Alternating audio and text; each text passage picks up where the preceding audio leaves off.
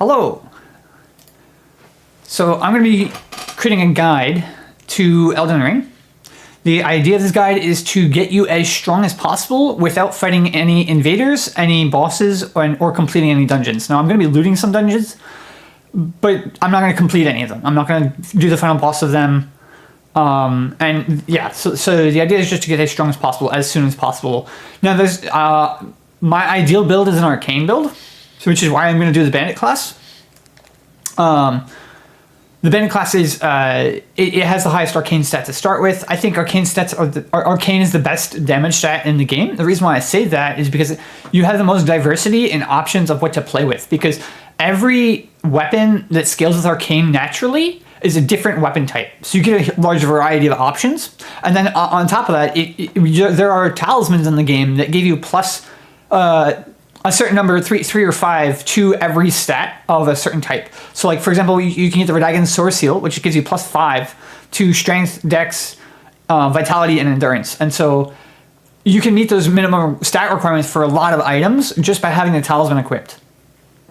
And then later you can get a wet blade, which makes it so that you can make most regular smithing stone weapons that can get Ashes of War can get an arcane scaling or a poison scaling or a bleed scaling, which all scale with arcane. I just want to preface that. Now, another thing I will mention is that my microphone picks up my controller button presses quite a lot, and I feel bad about that, but I'm not sure how to fix that. I'm not very tech savvy. Anyway, so I'll get to my character. All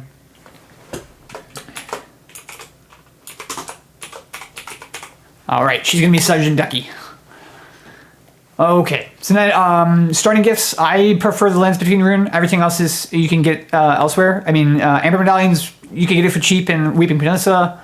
The money is very nice. The Golden Seed, you're gonna have excess of these by the end of the game, so it's not super efficient. I mean, it helps you get more health potions early, but I don't think we really need that, especially not with what we're gonna be doing. Fanged Dashes is great, but we're not gonna be summoning anything because that's mostly for bosses. Crackpots are great, but you're gonna end up with the same number of crackpots whether you choose this as a gift or not. If you buy all of them, if I understand it right.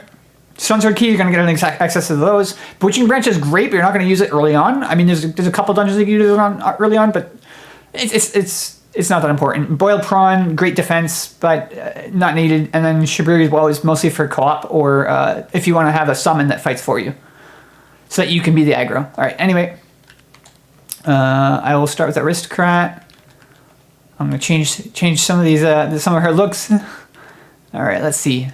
That one seems good. And I'm weird. I like almost like a tealish blue green, something like that. Yeah. Okay. All right, and then eyes. I'm gonna make them golden. I think that's kind of cool. All right, and I'll get straight to it.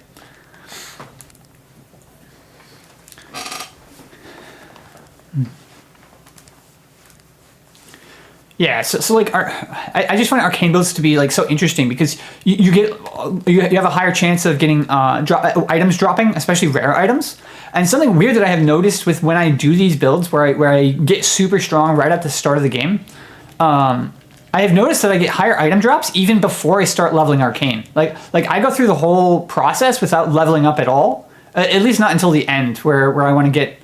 I might level up to get one item or 2 items, but usually I don't level at all. I just go from the starting level. Now you can use this guide for any build, but arcane build is what I'm focusing on. So I'm going to try to fight the grafted scion here. I'm not amazing at it, but yep, got hit there. Yep, dead. Right? Yeah, there it is. Okay. I'm not very good at it, especially with the dagger. I have beaten him 2 or 3 times on the first encounter on different builds. This dagger is just kind of bad at it. I'll be honest. I mean, like he's got good reach, and this dagger has very little reach, so that's the thing. I did just make somewhat of a mistake. I'm gonna have to defeat the soldier of Godrick to get out of here, but that's okay. 400 extra runes isn't a problem, and yes, I said I wasn't going to do any bosses, but I don't really count this one. It's a tutorial boss, so. And grafted scions also mandatory. I am using the seamless co-op mod because I very much appreciate their inventory. So like if you go to inventory, it shows everything that you've picked up recently. I'm being shot at. Okay, I'm just gonna skip these guys. They're a waste of time. They're worth like 40 runes each, and they take a lot of hits to take down, so they're just not worth your time. This guy, however, he's been poking me, so I'm gonna give him a backstab. Okay.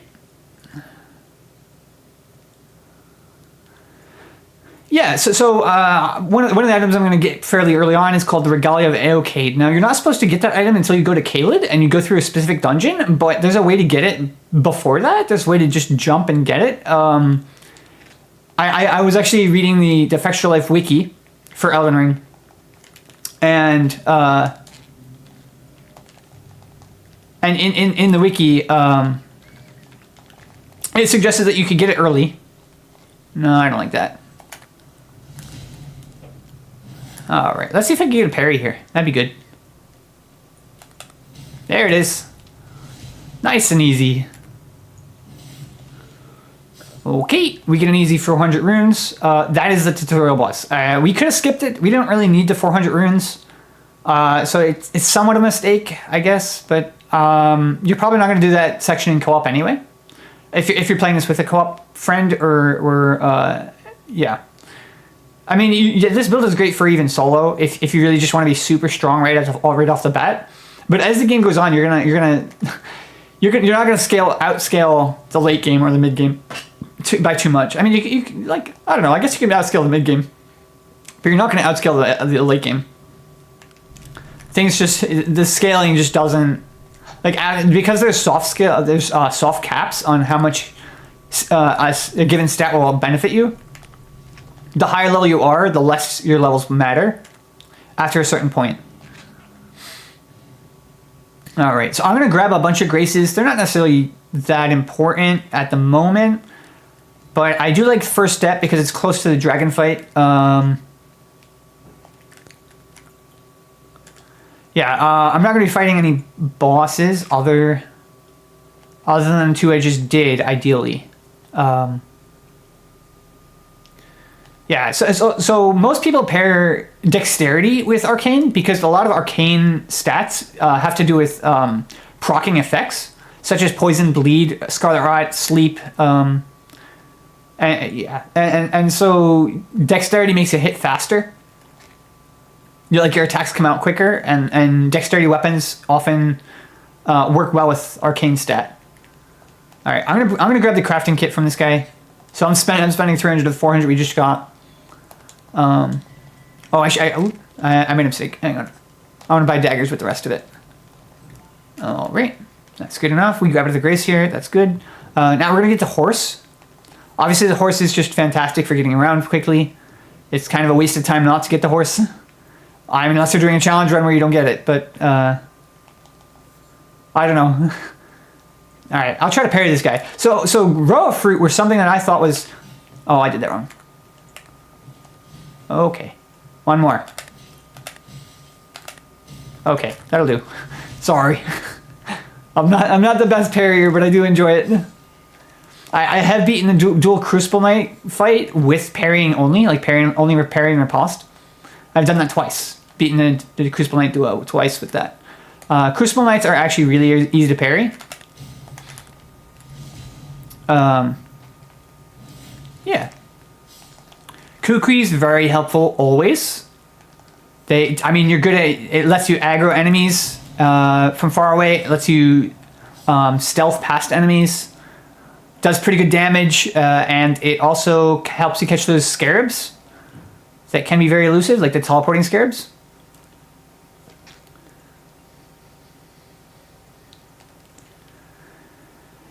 Yeah. Elden Ring is my second favorite game. My favorite game is Dota 2. I don't know if anybody who'd watch this video would like Dota 2, but I make a lot of fan content. I have made 84 ideas for new character ideas for the game.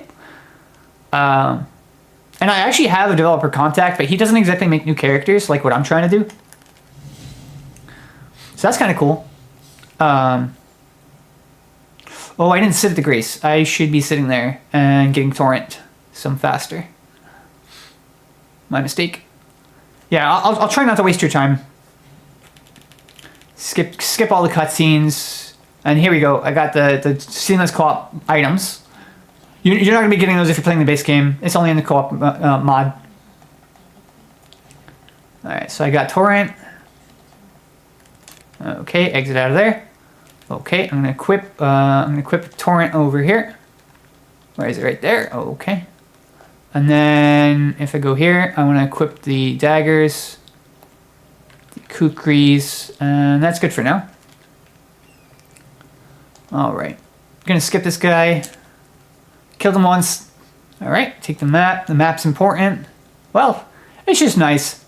It's a lot easier to see what you're doing if you have the map. Well, trying to go down the pit. There we go. Got it. Okay. So the wet blade is pretty important for almost any build because it lets you use Ashes of War, like put new Ashes of War on weapons. So I would grab that every single game, unless you're doing a challenge run where you don't use Ashes of War, where you just use the weapons base Ashes of War. I will be saving. I'll be interacting with all the good NPCs. So, for example, Bach is over here as the tree or the bush.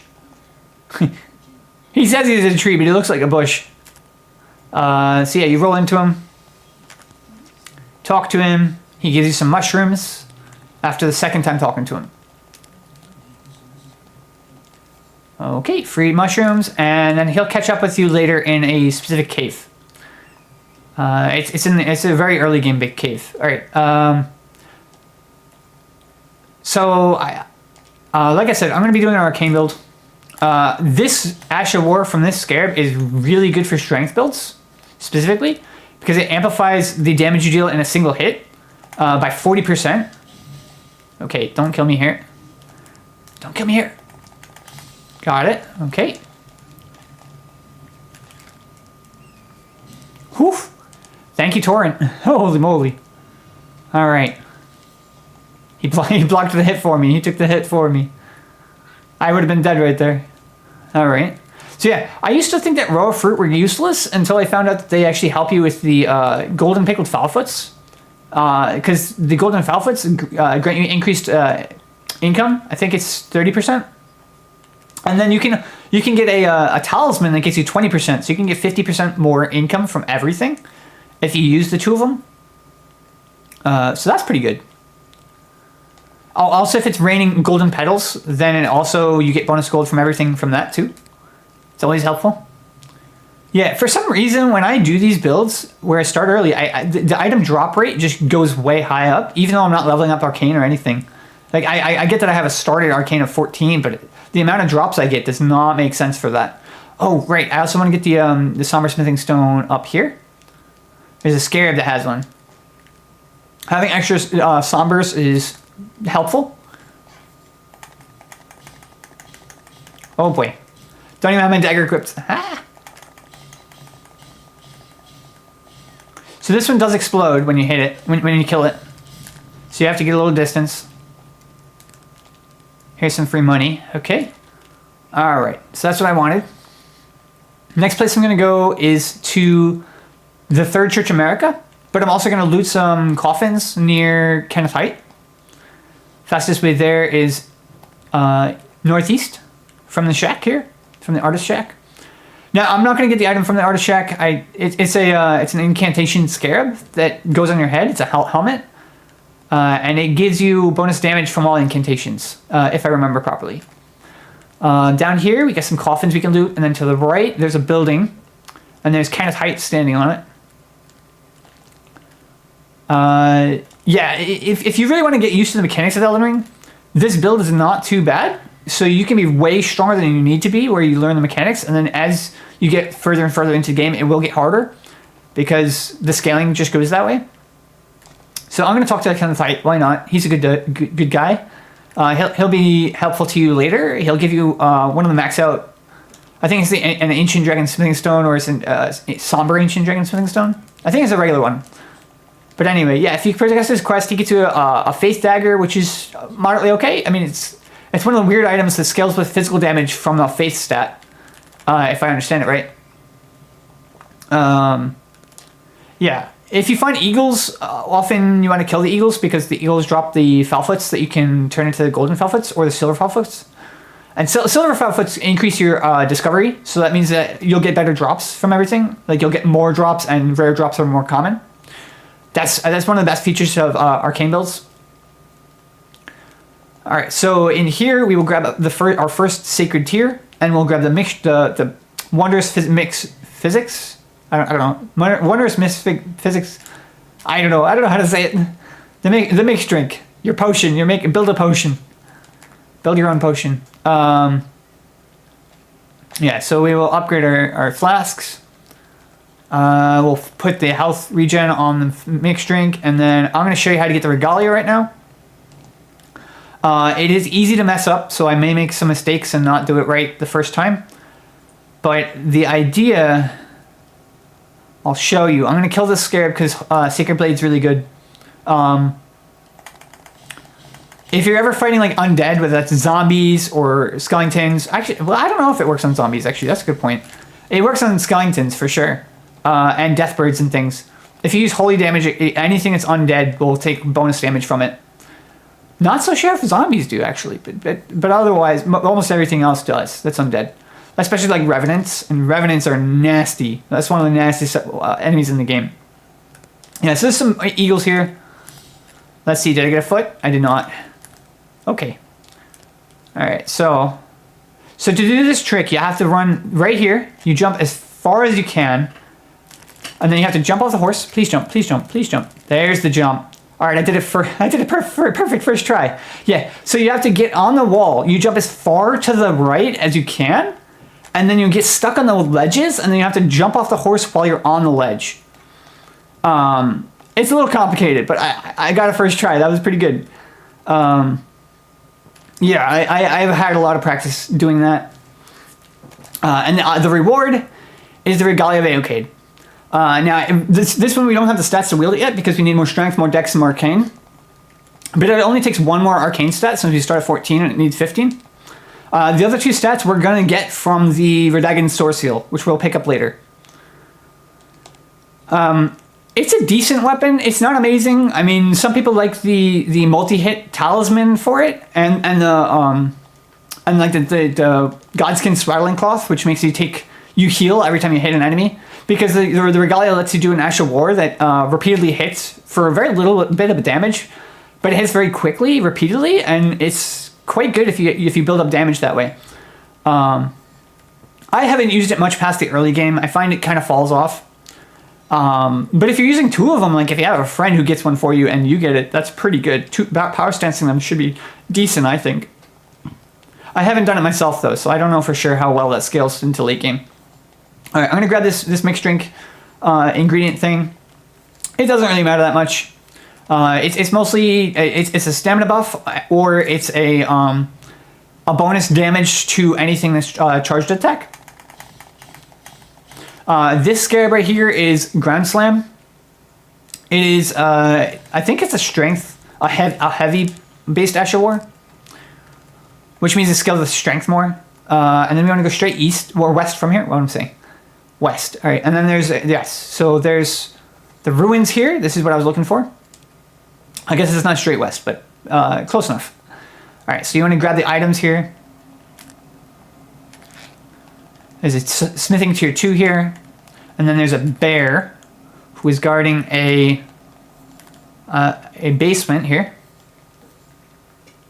All right, we go down. We open the door. In the chest is a talisman that amps charged attacks on weapons, so it's not too bad. We can equip it now. Doesn't really matter. I'm probably not going to be doing any charged attacks. Now, I will probably progress Kenneth Height's quest a little bit by defeating the knight in his fort. Because that's technically not a boss. It's just a mini-boss, I guess. I guess that's a good way to put it. When you defeat him, you get Bloody Slash, the Ash of War, which is pretty good with arcane builds because it adds bleed damage to your weapon. or it could do, you could do physical damage with it, and just keep the Ash of War that does the bleed. Either way, it's good. So yeah, if you need more bleed or if you need more physical damage, you could choose between the two. I'll do that later. I'm not going to do that yet because I'd rather have the Beast Repellent Torch so I don't have to deal with the rats, and I'd rather have a little bit better stats. So maybe to get the Regalia working before I get the Bloody Slash from clearing Kenneth Height's fort. There are some locations that don't have a boss that I will be clearing completely. Yeah. And then there's also... something cool about arcane builds is that while you don't get the wet blade to make any smithing or any Ash of War weapon be able to scale with arcane, there are 3 Ashes of War you can get right off the start that will scale with arcane and give you occult damage, as it's called, the occult affinity. And those are the Spectral Lance, Lifesteal-fist, and I forgot the third one, what it's called, but it's one when you kill Knight Bernal. I think that's it, the one. I don't kill the good guys, so I haven't gotten that one before because you have to kill. I believe it's Knight Bernal, who you have to kill to get the third Ash of War that lets you scale with arcane early on. But it won't matter. And so arcane builds are also cool because even if you want to do like a magic build, you can hybrid it into arcane. Because there's like, for example, there's some spells that are sorceries that require a arcane skill, and some dragon incantations. So like there's other builds that you want arcane with, and there's a dragon communion seal is one of the sacred seals that you can get. We can get it pretty early. There's multiple ways to get it. I mean, you have to kill the same soldier either way, but what I mean is you can choose to kill it using the chariot or kill it with yourself, your own fighting ability. Yeah, we'll get that later. So this is going to be an intelligence sorcery staff that we will get, and that scales with arcane as well. There will be a mask, the Albinauric mask, that scales with arcane. Oh, I'm sorry, it doesn't scale with arcane. It gives you +4 arcane. Excuse me.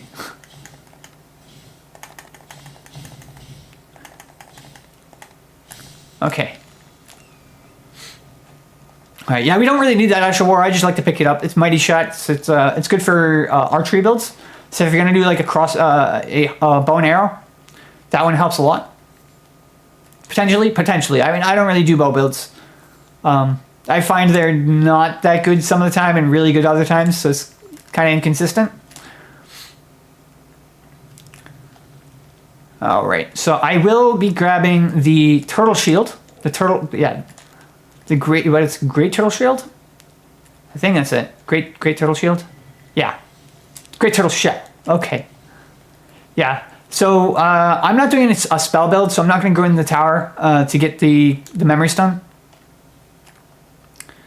What I will do is I will go. Oh, the knight's cavalry is here. Okay, it's nighttime. So I'm going to go through the rampart here. I'm going to grab these flowers. They don't matter in the Sims co-op mod, but they matter if you're going to do co-op in base game. That is the item you need to create the multiplayer item, the remedies, the finger remedies. Okay, we get our first golden seed for free right here. Okay, and then we're going to grab the map from over here. And then there's a couple things I'll round up over here. So there's more of these flowers, good for co-op in the main game. This route has about 17 of them, so it's really good if you're ever looking for these flowers. It's a really good place to farm them. You could get 17 per sit at the Grace, and that's quite a lot. I think that is the most of any place I have seen. So I'm just going to climb these rocks to get the tier 4 gold rune. Okay. We're being shot at, but that's okay. All right. Just grabbing flowers. All right, I'm gonna use a kukri here because this scarab is the poison mist. Got it. Poison mist, obviously poison scale with arcane most of the time. I don't know if that specific spell does. But yeah, most poison attributes do scale with arcane. I don't know what just happened with the bats, but that's okay. All right, and then up here, there's more early flowers. Well, if you do the, well, I shouldn't say the way I just went has the 17 flowers. It's if you do my whole route of it. And I don't think it's really that important right now. I'm not going to show you that. We're going to skip the Ninth Cavalry. We're not going to fight in it. I'm going to grab a lot of the 3 Sacred Tears from the Weeping Peninsula. So we will be upgrading our flask. We're not going to upgrade our weapon until at least late into this. Like I said, I mostly do everything with the base starting weapon and level. So yeah, we're not gonna be like OP right at the start. We're gonna have the option of to upgrade to being OP when we want it. That's the idea. So even if you're playing with a friend and they don't want you to be way stronger than them, you can do this, and then you can scale with them immediately as they scale. Because you'll just have all the upgrade materials and you just use them as you want to use them.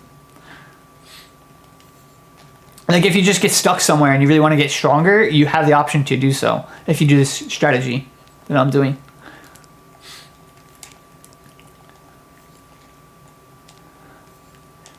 Yeah. Root resin is a fantastic item. It lets you build, or it lets you craft weapon buffs. And weapon buffs, I haven't used any weapon buffs for the most part. Like I hardly ever use them, but they are very helpful. They make it so you can scale not only your physical damage, but you can add other effects to it, to your attacks, which is really good. You know what? I think I'm gonna switch to my bow. There we go. I'm gonna get it in my hand. All right.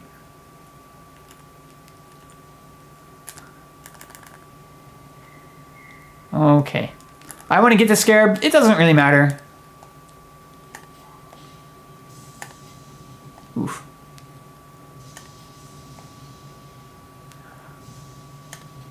Get out of my way, bat.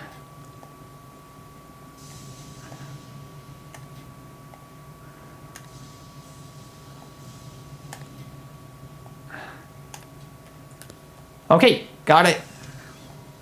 I do that with my bow because I don't like these bats. They're very easy to mess you up a little bit. They will do damage to you if you stick around too long. And then from here, what I do is I jump this way and then I get caught on this little ledge right here. It's an easy way to get down here without teleporting or anything. And then we go in here, the Morn Tunnel. Now, the shield I started with, because I'm the bandit class, it is the best parrying shield to start with. There are Ashes of War you can apply to any other shield, such as the Turtle Shield we picked up, such as Carrying Retaliation and Stormwall. Now, Stormwall is the better of the two for early game because you can't get to the Carrying Retaliation right away. You need to go through the Carrying Manor to get it, and then you have to find Pydia, and I'm not going to spoil that right now. Yeah, so I'm just going to send the elevator down and run out of here.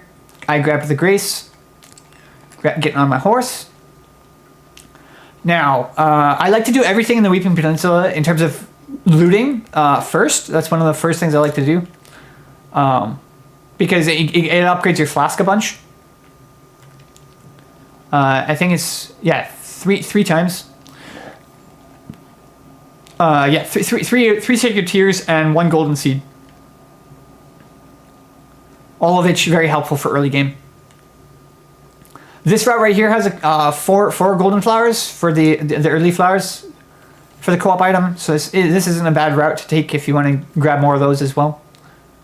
There's a Trina Lily over here, and then over here there's a satellite dish thing which has the Faith Knot Crystal Tear.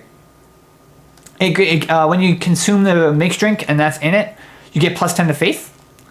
Granting you even more stats. Now, most faith spells that are like utility based, such as Flame Grant Me Strength, Flame Cleanse Me, and Rejection, for example, those 3 don't require that much faith. So every class starts with at least 7 faith, I believe. At least 7 faith. So I don't think anything goes below 7 faith, but even if it did, it's probably only 6 or 5 at most. But if you get plus 10, you can use if you have 5 or 10 starting stat in faith, then you can use those spells once you have the plus 5 to. Wait, hang on. Well, yeah, once you drink the mixed drink is what I'm trying to say. Sorry. All right, so I'm gonna upgrade my mixed drink here. So there's the first golden seed, and then I have two sacred tears.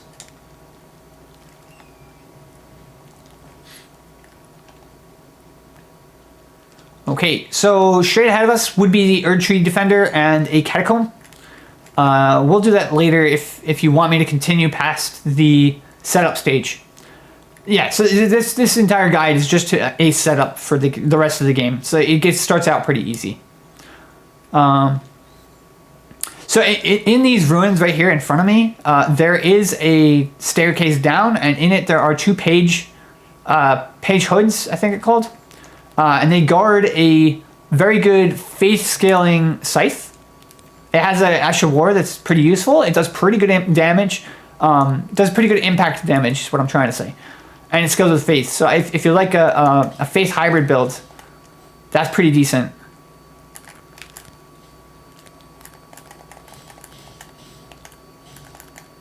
Okay. Divine Fortification, it's just holy damage negation for a faith build, or a build that starts that has at least, I think it's 15, could be 17. I don't remember the exact stat requirement for that one. But odds are if you drink the potion, the faith knot crystal tier, you'll probably be able to use most spells.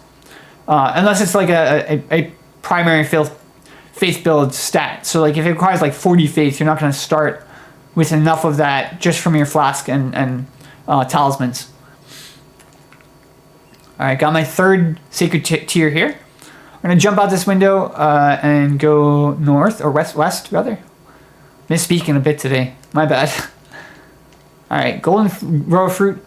Yeah, I'm really not speaking so good. I don't know what's up with me. That's all right. The process is still good.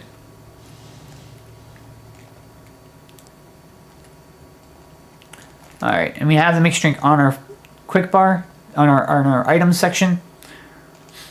All it has is healing, which I can take right now. Why not? If it heals half my health.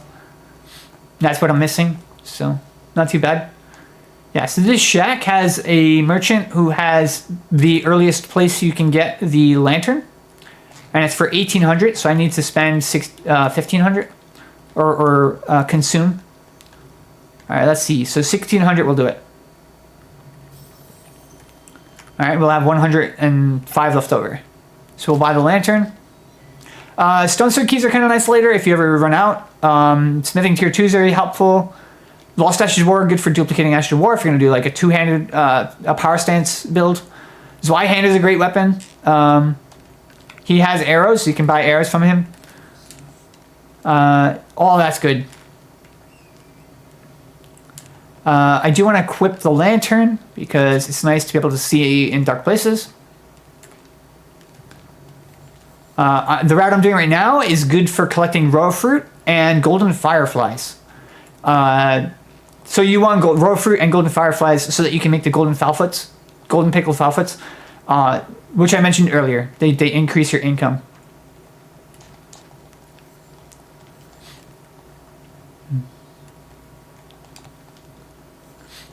Yeah, arcane builds tend to be one of the strongest builds in the game, I think.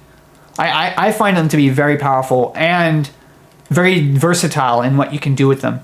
And that's why I like it the most. I think that's why it's my favorite stat in the game. I just skipped a bunch of raw fruit. That's okay.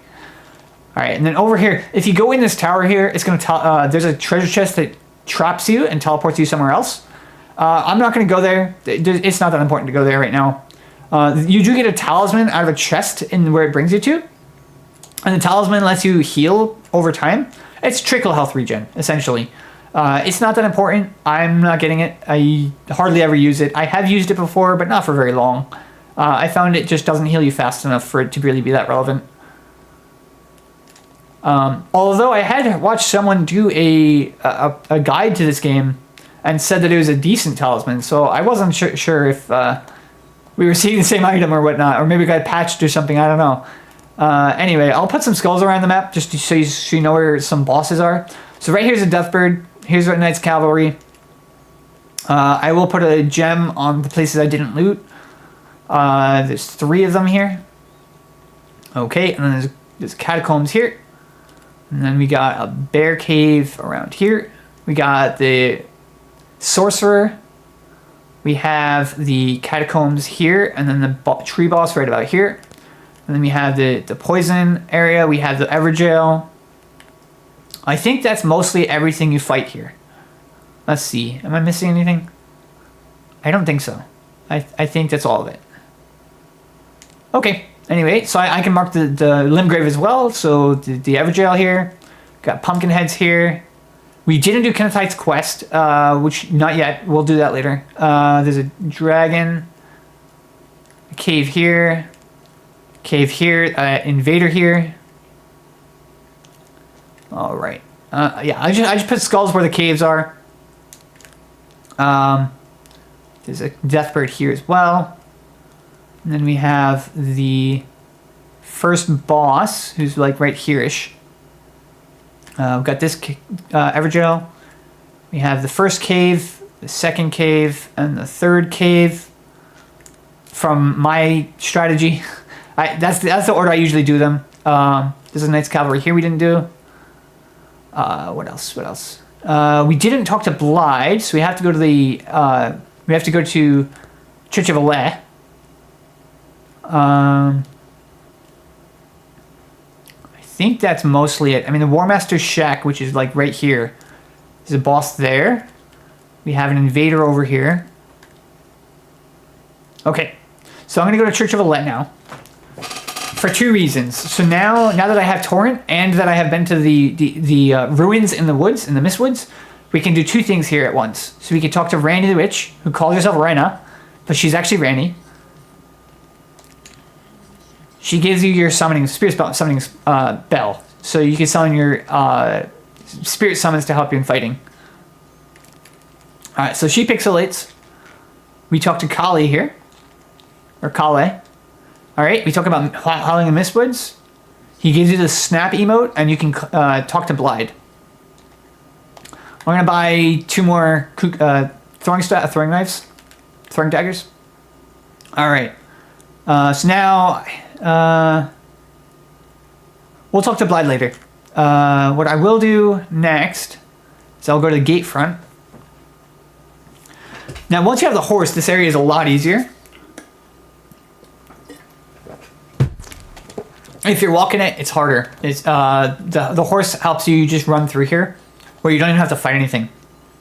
I learned this from speedrunners, because when I first started playing the game, I saw this as like a really dangerous gauntlet. I wouldn't have thought that you could just run past everything on your horse, but it works very effectively, so it is what it is. I would think something like that, like a stronghold, you wouldn't want to be able to run straight through it, but it's fine. I love this game. It's so good. It's my second favorite game of all time. And I have played it quite a lot. I have like probably 1,500 hours in it. Something along those lines. I have made a guide like this before, and I found my button presses were just so loud, it was kind of terrible. You might even still hear it. But I hope you can move past that and enjoy the video anyway. So I'm going to talk to Marika here 3 times so I can get the jellyfish summon. And that'll help progress her quest. Well, her quest progresses when you go to the... I think it's when you get to the round table after talking to her. More flowers. Here's some smithing stones. When you go northeast of here, you get to some coffins you can loot. Sorry if I'm going a little fast. The idea is just to keep a good pace. So this is going to be a long video. I do plan for it to be a long video, so the faster I go, the less time I waste for you. Yeah, we're going to do a lot of looting. A lot of running and looting. Okay, we get that one. Spook this one. Grab the item. Okay. Okay. Now you could grab the items these worms drop. It gives you rune fragments, which are good for rainbow stones. Rainbow stones are kind of fun. They do a few different things. So you can use them to mark places you've been to. It does a randomized color. So like if you get the same color twice, you can just add a second one, and then you know if you're doing something different. Like if you've been somewhere that looks the same, it's good to have a rainbow stone dropped so that you can tell the difference between one and the other. If two places look the same. Okay, he breaks it for me. Thank you. Free items. Smithing stones. All right. Okay. Grab the beast liver. Why not? He's going to shout at us. He misses. Up here is the War Master's Shack. This, I believe, is the guy you have to kill for the Ash of War that does arcane scaling. This is the only one I haven't done before. Now, this guy naturally sells a lot of Ashes of War. I'm not going to grab any of them right now. We don't really need it. We have a dagger, which gives us quick step. And that's pretty much the only thing I would buy from him right now. I guess it depends on what build you're doing, though. Because if you want a different build than what I'm doing, some of his Ashes of War can be pretty good. Quick step is one of the most notable. Because when you're in a poison area or like a swamp kind of thing, you can scoot with quick step rather than walking. And it's faster by a lot. And alternatively, you can use backstepping. Like if you're on lava or something, backstepping is faster than walking, but quick stepping is even faster than that. So it's better, and you face the right direction. You don't have to go backwards.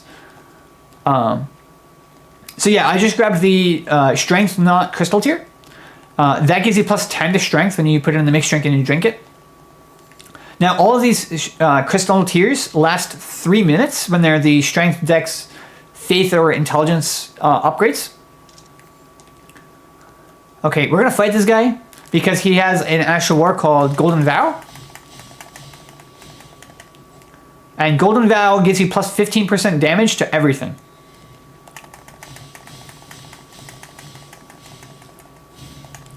Alright, we get a free crit. He dead. Okay, and that's our Golden Vow right there. Yeah, he's pretty easy to handle. Just don't get stabbed by his spear and you're pretty good. Right up here we get another somber smithing stone. It's another tier 1, I believe.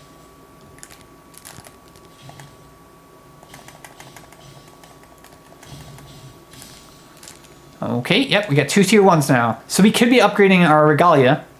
It is a somber weapon, which means it cannot get Ashes of War. But it does naturally scale with Arcane, so if you're doing an Arcane build like me, it is a good option for early game. Especially if you want the magic damage type, because it does magic and physical. And it's pretty quick. It's a short sword.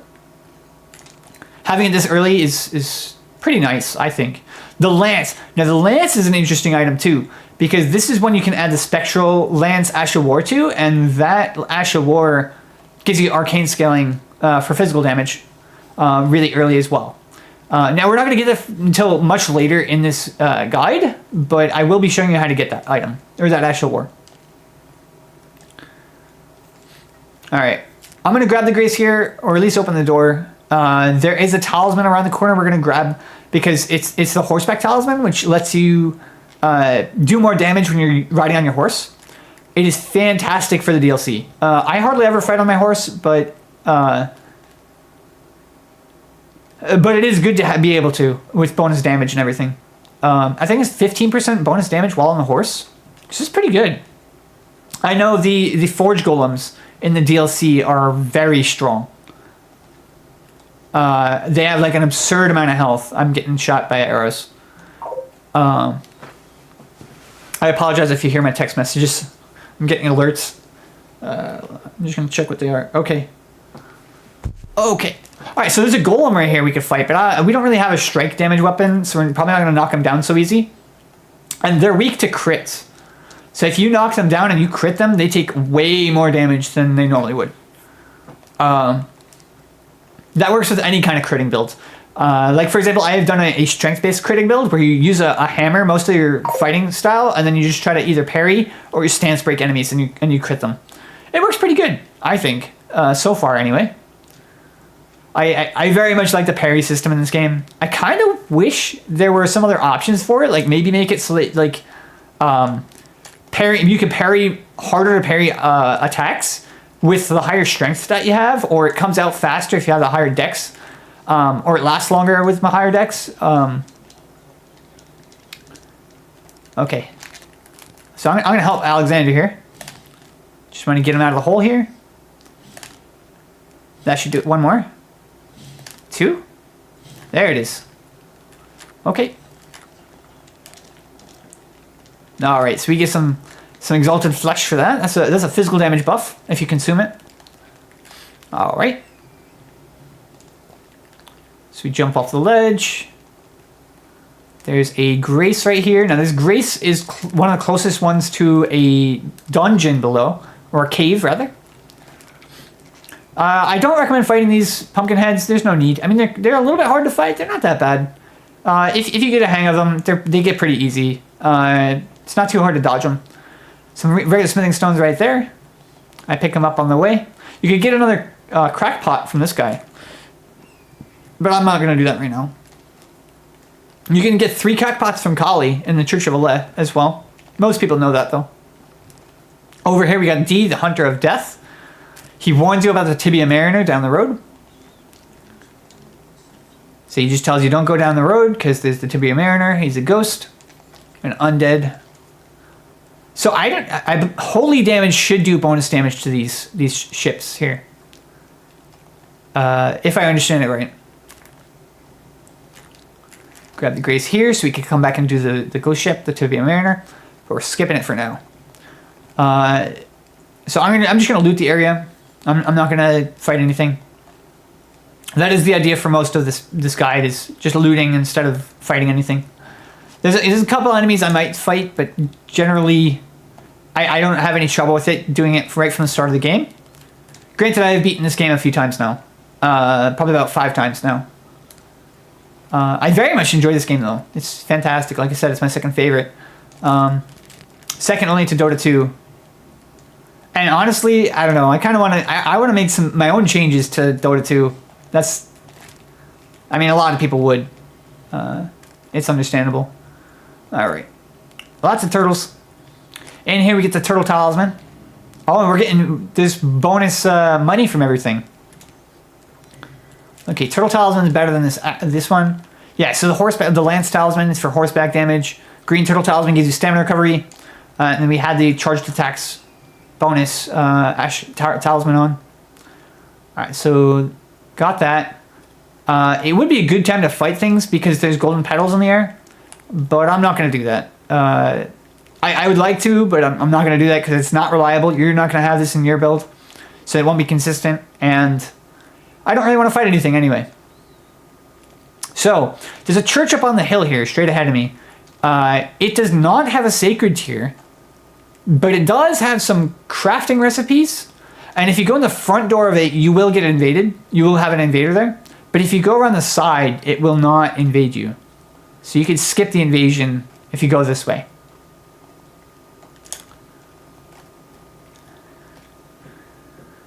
All right.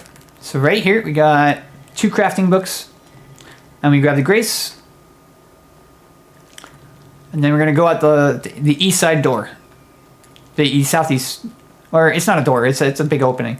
That's what I meant. My mistake. Yeah, over here we can get drawstring lightning grease, which is just a buff to your weapon. If we come up here, we get to the Rot View balcony in Caelid. So now, after you've reached it to here, anytime you sit at a grace that is out in the open, you will be offered to go to the round table. You could do that at any point in this build or in this guide. What I'm going to do right now is I'm going to loot this room here, this shack. And then I'm going to go, or the stable rather. Then I'm going to go northeast. So there's a whip ash, or there's a fire whip ash spell that you can get by a scarab right over to my north side. But I'm not going to grab that. This isn't really a faith build right now. It is mostly for faith builds. Granted, I can turn this into a faith build if I wanted to. It could be like a spellcaster that skills arcane. Now, the only thing that I learned, I was actually frustrated with this, is that you can make almost any type of build work with arcane, but one of the ones that you cannot do is weapon buffing.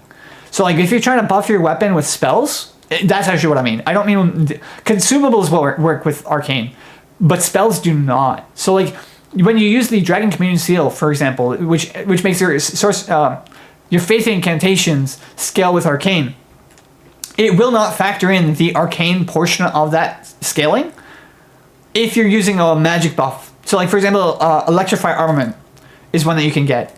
When you use Electrify Armament, it does not care about the incantation scaling of your seal. It only cares about the incantation scaling portion that is based on faith, or at least that's what the wiki tells me, and I believe that's right because I found that it did way worse to do magic buffing compared to Ashes of War.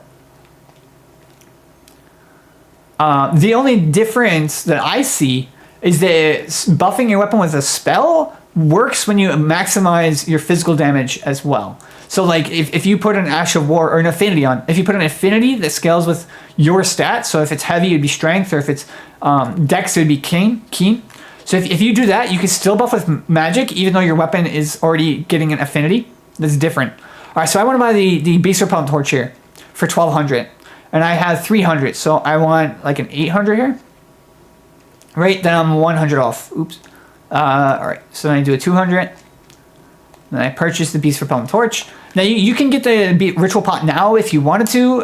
We don't really need it, but it is nice to have. I will teleport back to the Dragonbarrow West race, which we had picked up. Now when you're going up to the shack that I just got to, you're going to want to take the same route I did because there are giant dogs and the dogs are pretty nasty. They're very aggressive and they do a lot of damage. You will die in one hit from them at this point in the game if you haven't leveled up at all. Up here, there is a Scarab, which gives you a Somber tier 8. This is the earliest you can get a Somber 8.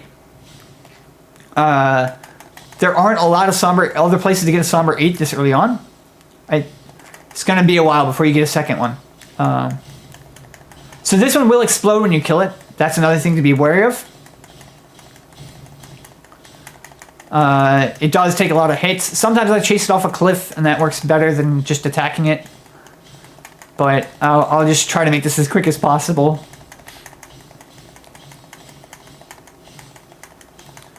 I do apologize if it's wasting your time. I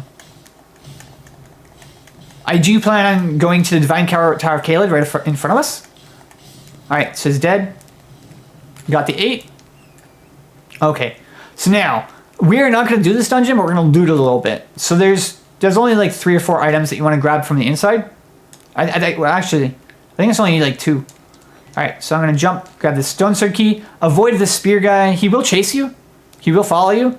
It takes him a while, but he does follow. Alright, and then if I go this way, there's this guy who very much likes to knock you off. He likes to knock you off the ladder. So you want to knock him off the ledge first. He usually walks to death after he falls off that far. He's kind of weird. Not very well AI. Not good AI. I guess he won't die this time. That's fine. We got where we're going. All right. It's a little harder to do this at night, but it's fine. I can see what I'm doing. There's another soldier here. You want to just jump over him? I think be careful because there's breaks in the ways to get here. All right, we're going to edge around the ladder, jump across, and over here is a Newman's Rune. It's one of the earliest you can get that's worth a lot of runes. Now that's 12,500 runes from a single item. All right, so let me get off the horse. We climb the ladder. This leads us to the top of the Divine Tower. Well, not the top, but I guess it's the mid, almost the top of the Divine Tower. Anyway. So when we get in here, we're going to grab the Grace, and then we're going to quickly loot the dungeon. There's one item I'm going to be skipping. It's a Rune Arc.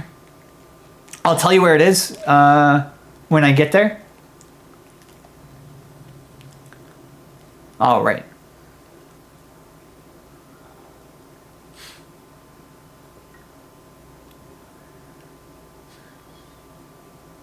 Okay, so we got two enemies right here. I'm going to run straight this way.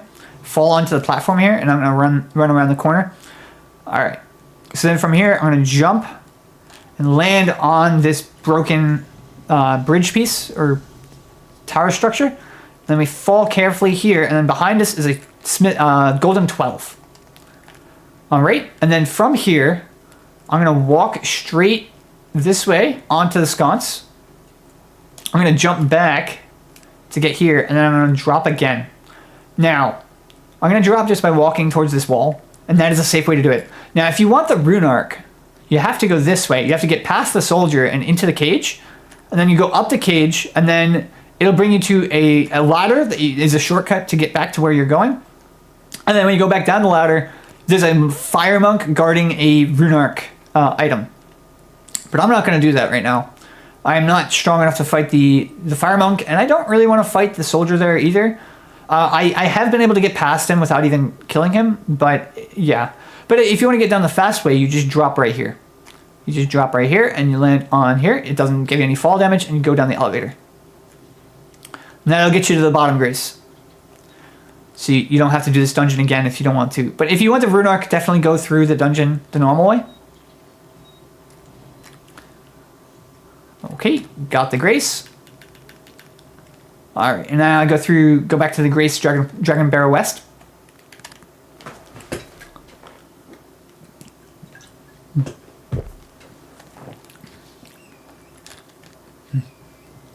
I'm drinking some pumpkin flavored tea.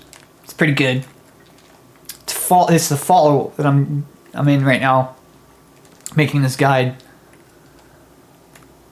So it's nice to have a pumpkin drink. There is a somber 9 down here, as well as a rune arc, a dragon wound grease, and arteria leaf, I believe it is. Yeah, somber 9, arcane rune, or rune arc rather. Dragon grease and the arteria leaf. Alright, and then you come back up the hill. At the top there's some dragons. You can loot the items in the water. These dragons are very slow. They'll do a lot of damage if you get hit by them, but they're very easy to dodge. If you know how to dodge. Alright, so I got 1. Here's 2. Here's 3, and then we get going. Alright, so I'm going to fight this dragon. Not exactly. I'm just going to aggro it. I'm aggroing the dragon. He's going to scream, and then he's going to follow me. Come on, dragon. Now, this is a very slow method to get tier 5s, regular smithing. But I like to do it. Maybe it's a waste of your time. I do apologize if you don't want to see this. You can just skip ahead. Yeah, if anybody wants to know the time skip, I can put it in the chat. After uploading. Yeah, so I'm just going to bait the dragon out this way. There's a statue straight ahead of me. I don't know if you see it right now. It's dead center on my screen. These dragons are very slow, as you can see. There's like hardly any threat to them as long as you keep moving.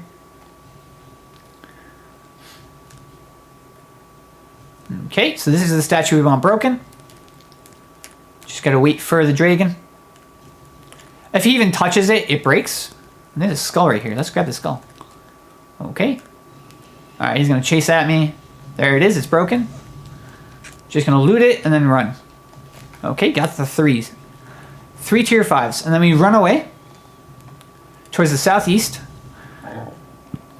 Okay, and then we go straight east. Follow the wall. Just follow the wall. Okay, so on top of that giant white rock, I don't know if it's a skull or what, but on top of this rock is 2 tier 7 smithing stones, 1 tier 8, and a stone sword key.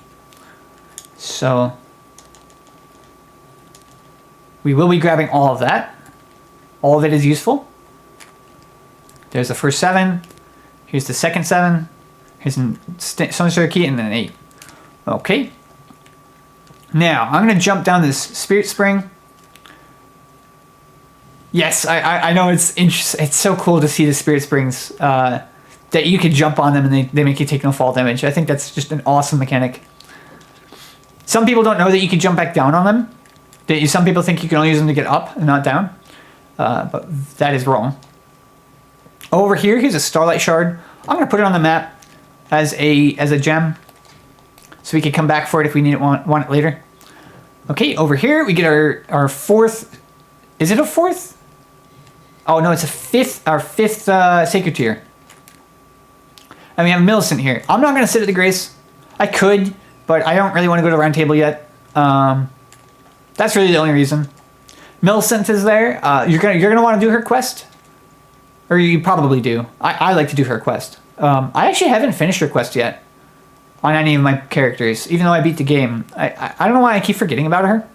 Like I progress a certain distance, like a certain amount, and then I just forget about her. I should get around to doing that at some point. She gives you a good talisman, or two, actually, two of them. I think one's just a stronger version than the other, but yeah. Anyway, so you gotta come to Fort Faroth here. I think this is Fort Faroth. Pretty sure that's what this one's called. Let's see. Yes, I was right. Okay, so now you want to equip that beast repellent torch. Now it doesn't matter if you have the stats required to wield it. All you need to do is just have it in your hand. We're not going to fight anything here. We're just going to run straight through and loot it. So the goal is you just run straight this way, and then you take a left and go straight to the back and go up the ladder. If you just run through the whole thing, odds are you're not going to get hurt and you're not going to get poisoned either. They're going to throw poison at you, but it's fine. Odds are. I mean, they don't always, but it's most of the time they throw some poison at you. I guess this time they won't. But yeah, if you just hold the sprint button, whether that's circle or B, and you just climb up the ladder as fast as possible. It is dangerous. If you get hit by those enemies, you probably will die in one hit, maybe two. At most two, I would think. So the Beast Repellent Torch is great because it keeps these rats from attacking you, and you can get a golden 12 here. You jump over to this platform over here, and there's a little rat and there's a giant rat down here. Okay, or it's up there rather, but we want to drop down. Okay, so we got our Radagon soreseal. Now we could equip the Regalia as long as we upgrade Arcane once, because we need 15 Arcane and we only have 14. But if we have that talisman equipped, we could do the Regalia. All right, we got out of the cave or the fort.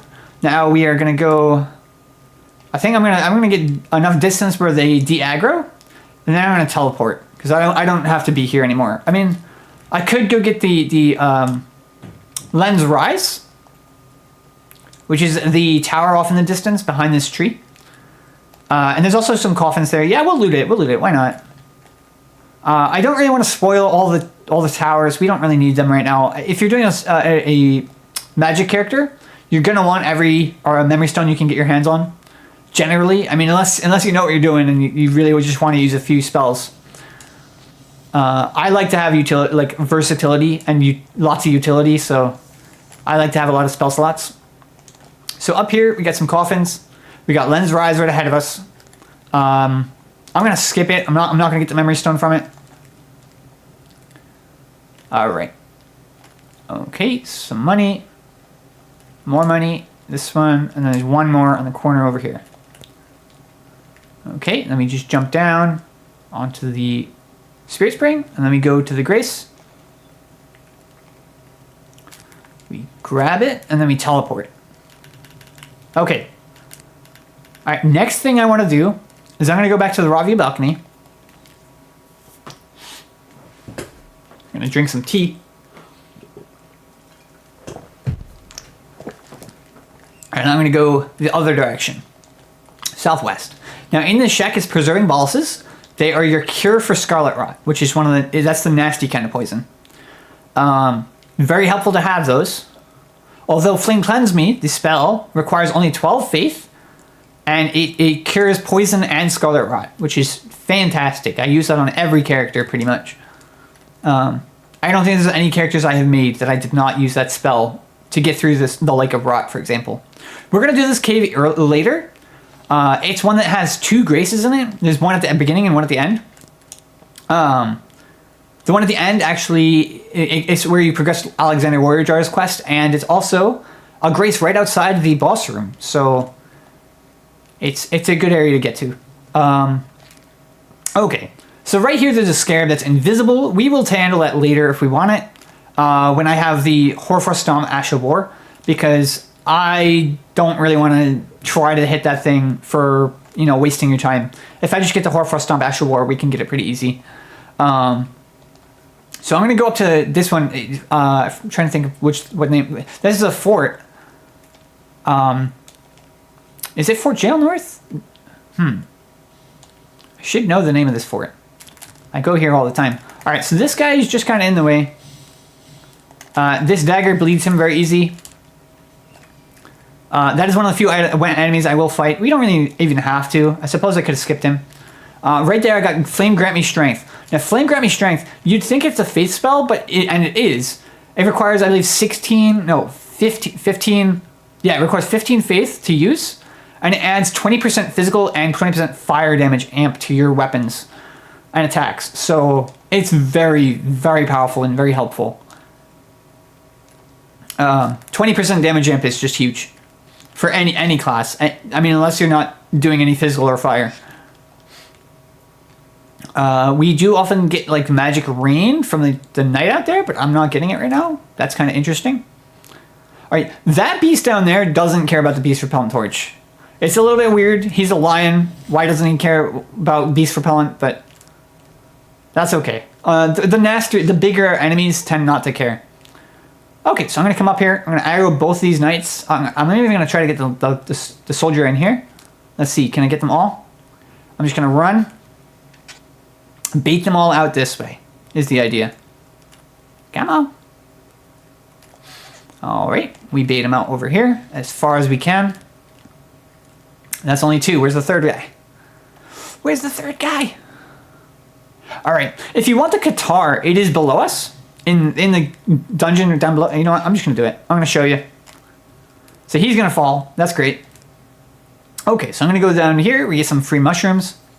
This doesn't really matter that much for you, but if you want the Qatar, which is a fist weapon, it's a decent weapon. I haven't used it before, but I mean, it's just a basic fist weapon.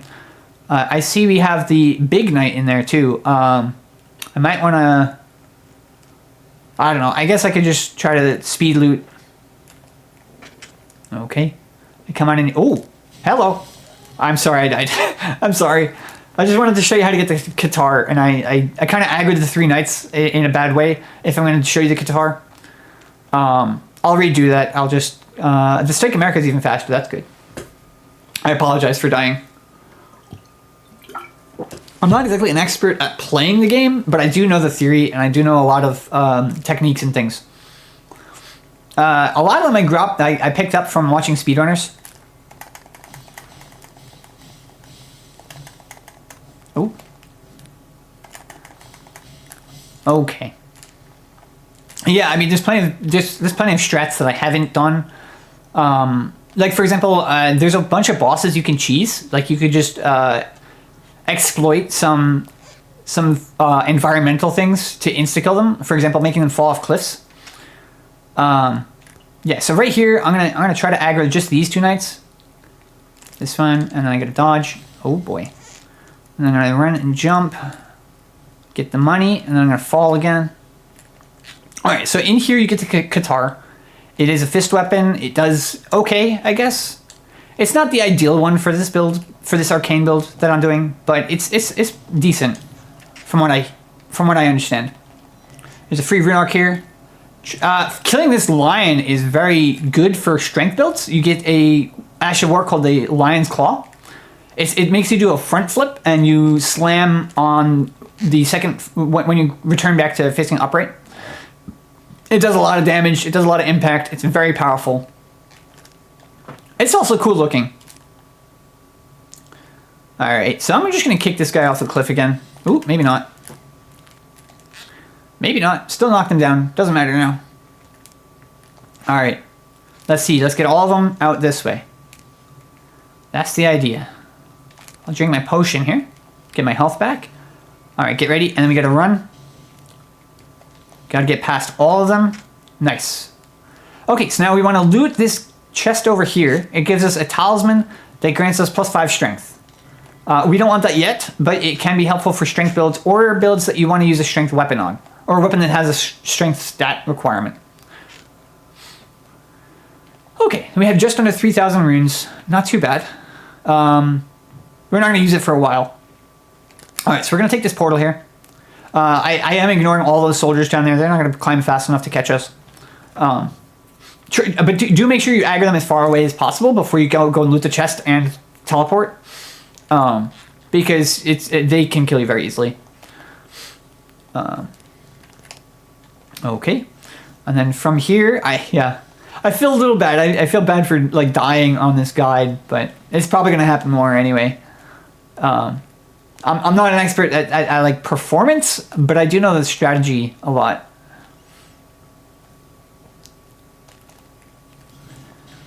Okay, and then there's a giant troll up there who's got a fire sword, and we are happy to bait him to come down here. Because fighting him when he's up there is way worse.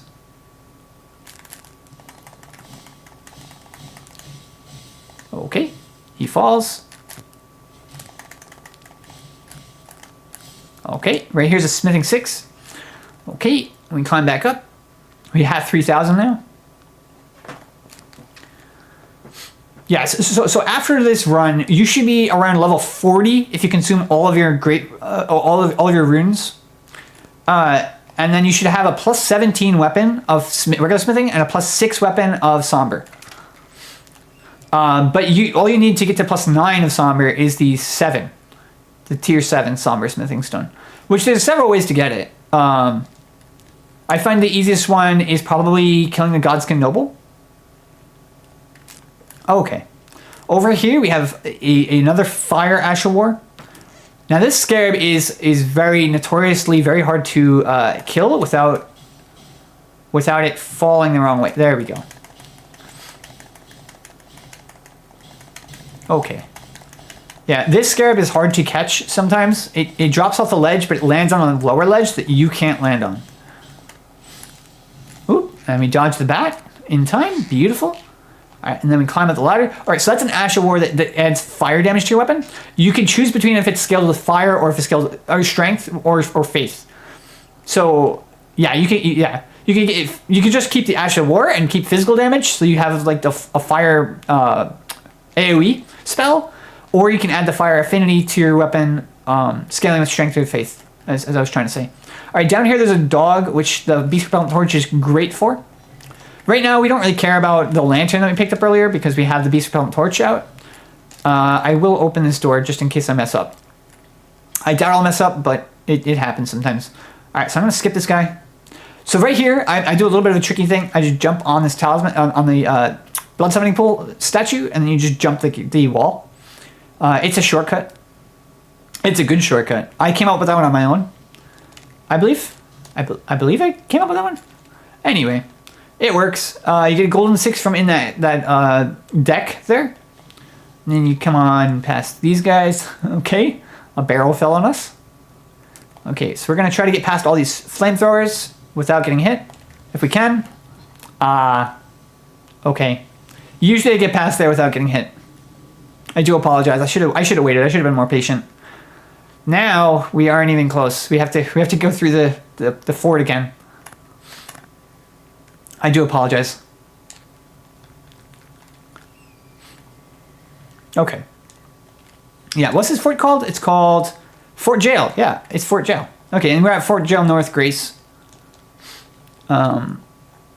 I'm going to have to aggro the knights, get them as far away as possible, and just climb up the ladder in the back once again. Yeah. I was on my way to grab the Grace in Redmane Castle when I died, so that was kind of unfortunate. Uh-oh. Not enough stamina. Alright, we're good.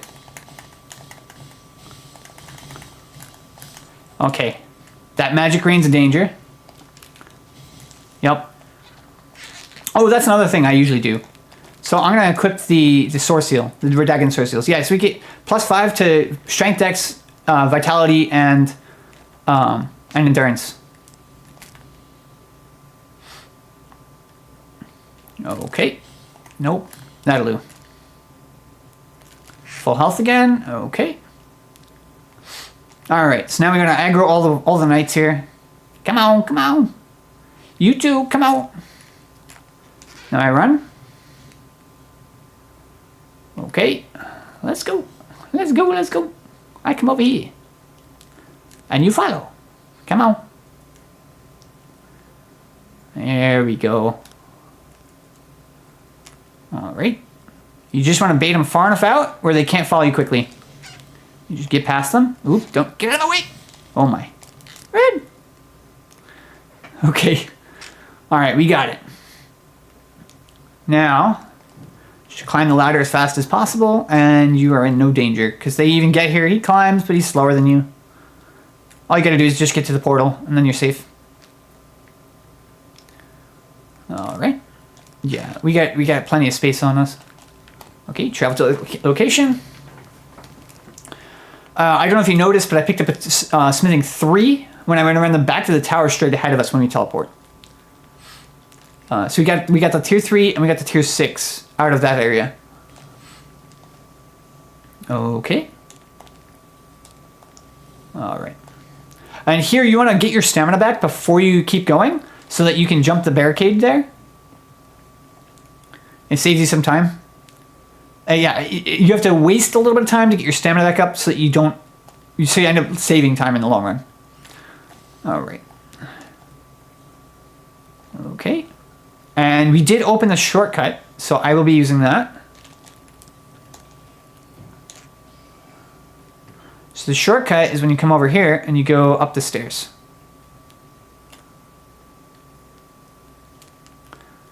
Okay, we can get off the horse here. And we run through and we just jump back on the blood summoning pool here. Whoop. Alright, just jump the wall.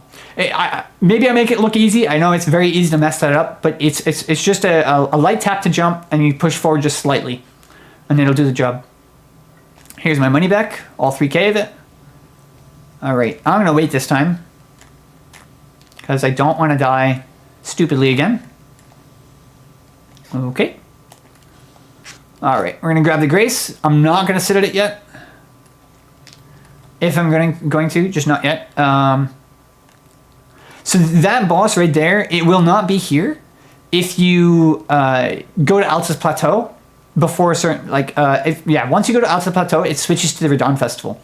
So what I'm going to do up here, I'm going to go sneak past all these enemies. I'm going to get the smithing tier 4 here. Oh boy.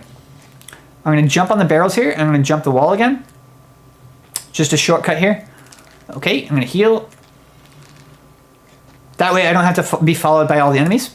They don't follow you when you jump up barrels and things. Their AI is not smart enough for that. Yeah, so you just jump the wall there. Or you could just go left of where the smithing 4 was. Now, in this area that I'm going in right now, this tower, you have to run as fast as you can straight to the ladder. And then climb the ladder as fast as you can. And then you get barely missed by this guy. He slams at you, but he misses. Now, it's consistent that he misses as long as you go as fast as you can. I have been hit by him maybe once or twice, but it's pretty consistent that you do not get hit. Not with that. Oop, yep, I'm dead. Okay, at least I grabbed the Grace. So I just picked up the Flamberge. Now the Flamberge is one of the best weapons to have early on. It has fantastic attack speed, reach, damage, it has blood on it, and it can take Ashes of War. So that's like one of the best starting game weapons in the entire game, in my opinion. However, at the same time, it scales terribly into late game. It's okay it's okay in early mid game, but after a certain point, it just kind of falls off so hard that it's not even worth using. But I mean, if you want to use it for the early game, it is very, very strong. I don't know why it scales so terribly, but that's okay, I guess. Okay, so we wanted to come back up to get the smithing 3 here. We're gonna do a swipe here, so we can take less stamina damage from falling. Yeah, if you're gonna take a good stamina damage from a fall, always do a light attack. It's much less stamina used. I don't know why that works, but apparently instead of taking the normal fall stamina damage, you only take the damage of the attack. So that's pretty cool. And you wanna make sure you have full stamina when you're running past this Iron Maiden. Okay, here's the Red Hot Wet Blade. Now this lets you put the fire affinity on any weapon that is that can get Ashes of War. So that's and lets you scale with strength or faith, as I mentioned before. Any fire, ash of war, or affinity does that. Okay, so I'm just gonna dodge roll through these archers, these crossbowmen. Okay. Now something I like to do is I like to go this way. Now this chest is very easy to die when you're looting it. Oh boy. No. All right. I didn't die in one hit. That's very helpful. Gotta get past this guy. Just want to loot the chest because I didn't grab the item. It's a tier 6 smithing. It's very helpful to have this early. Okay. Oof, oof. The reach. Okay, and then my way out over here, what I usually do is I go past these guys. And then I jump on the barrels here. I jump on top of them, and then I jump the wall. And it's a skip. Okay. Okay, and then near these lions, we have a smithing 4 on the floor, which I'm going to grab right here. Okay. And then I'm going to run into the building on my right here. It has a crafting recipe that I want. I don't actually know which crafting recipe this is. But I grab it every time because it loots. It's now I looted the whole castle essentially. Everything that's prior to the boss. So now what I do is I just sit in the corner, crouching, and I spam the map button, so that I. Oh, I dropped my money there too. I forgot to get my money back. All right. I guess I'll get past these lines, or try to, or maybe not. You know, I'm gonna hide in the corner. Wait till they de-aggro, and then I'll teleport to the Grace and go back and get my money. It's not that important. Should I even bother getting the money? I guess I'll try to get it. It might be a little bit of a waste of time. Sorry, I was smacking a bug. If you heard me hit the tissue box. Anyway, yeah, so the money should be up here near the pumpkin head. Okay. It should be up the tower, I believe. I'll just try to get my money back. I do apologize if you think this is a time waste. I could give you another time skip if you're interested. I'll probably do that. All right, sprint, sprint, sprint, sprint. Climb. Don't get smacked. All right, I'm good. Here's the money. Okay, almost 4,000. So I'm going to just crouch here and wait till he de-aggros. That would be the idea, I think. So I just spam the map button until it opens up. There it is. Okay, so I did all of that. Now, next thing I like to do is I like to go to Liurnia. So I'm going to go to Stormhell Shack here. Now, there's a couple items you can grab if you go the most direct rate. But there's also a skip that I want to show you that I learned from a speedrunner. So I'll show you I'll go the normal way, and I'll show you the skip later if you want.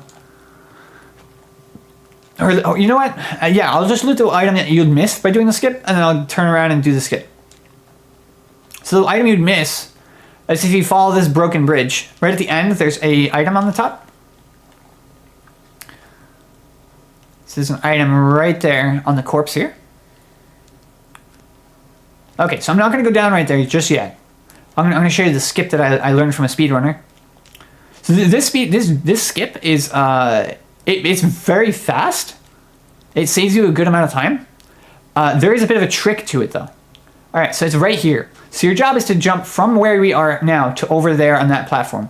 Now the thing here to keep in mind is just this little slope here. Once you get your horse on the bottom of the slope, that's when you jump. It's not at the top. If you jump from the top of this rock right here, you're not gonna make it. So I'll try to show you. I might mess it up, but we'll see. Okay, there's the double jump. I missed. Okay, all right. I make mistakes sometimes. Clearly, I'm showing that. But yeah, it's a cool skip if you can do it. I'll try one more time. If I fail, then I'll just go the safe way. Gotta get my money back anyway. So that's the thing. Did I grab the stranded graveyard? I wanna put that on. I wanna put a skull there. Oh, and I forgot the tree sentinel here.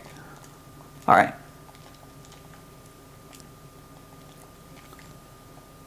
Okay, we will do this upper area to my left. We'll do that later.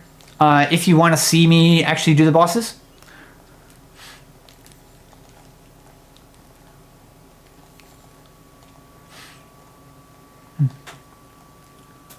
Alright, where's my money? There it is. Okay. Alright, now. Sprint. Oh, too early, I think. Yeah, I missed. Okay. Yeah, I was pretty sure that was too early. I apologize for wasting your time.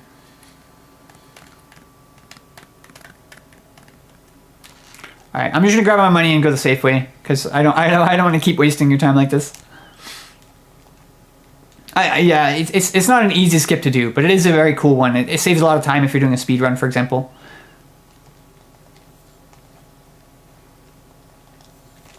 Gives us a reason to grab arrow fruit and some mushrooms, I guess.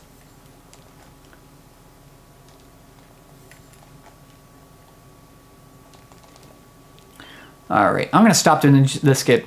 I'm just gonna go the safe way over here.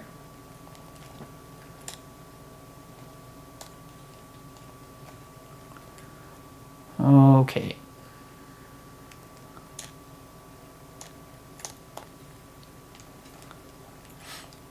All right, so this is Stormwall right here. It's a shield, Ash of War, that lets you parry spell attacks.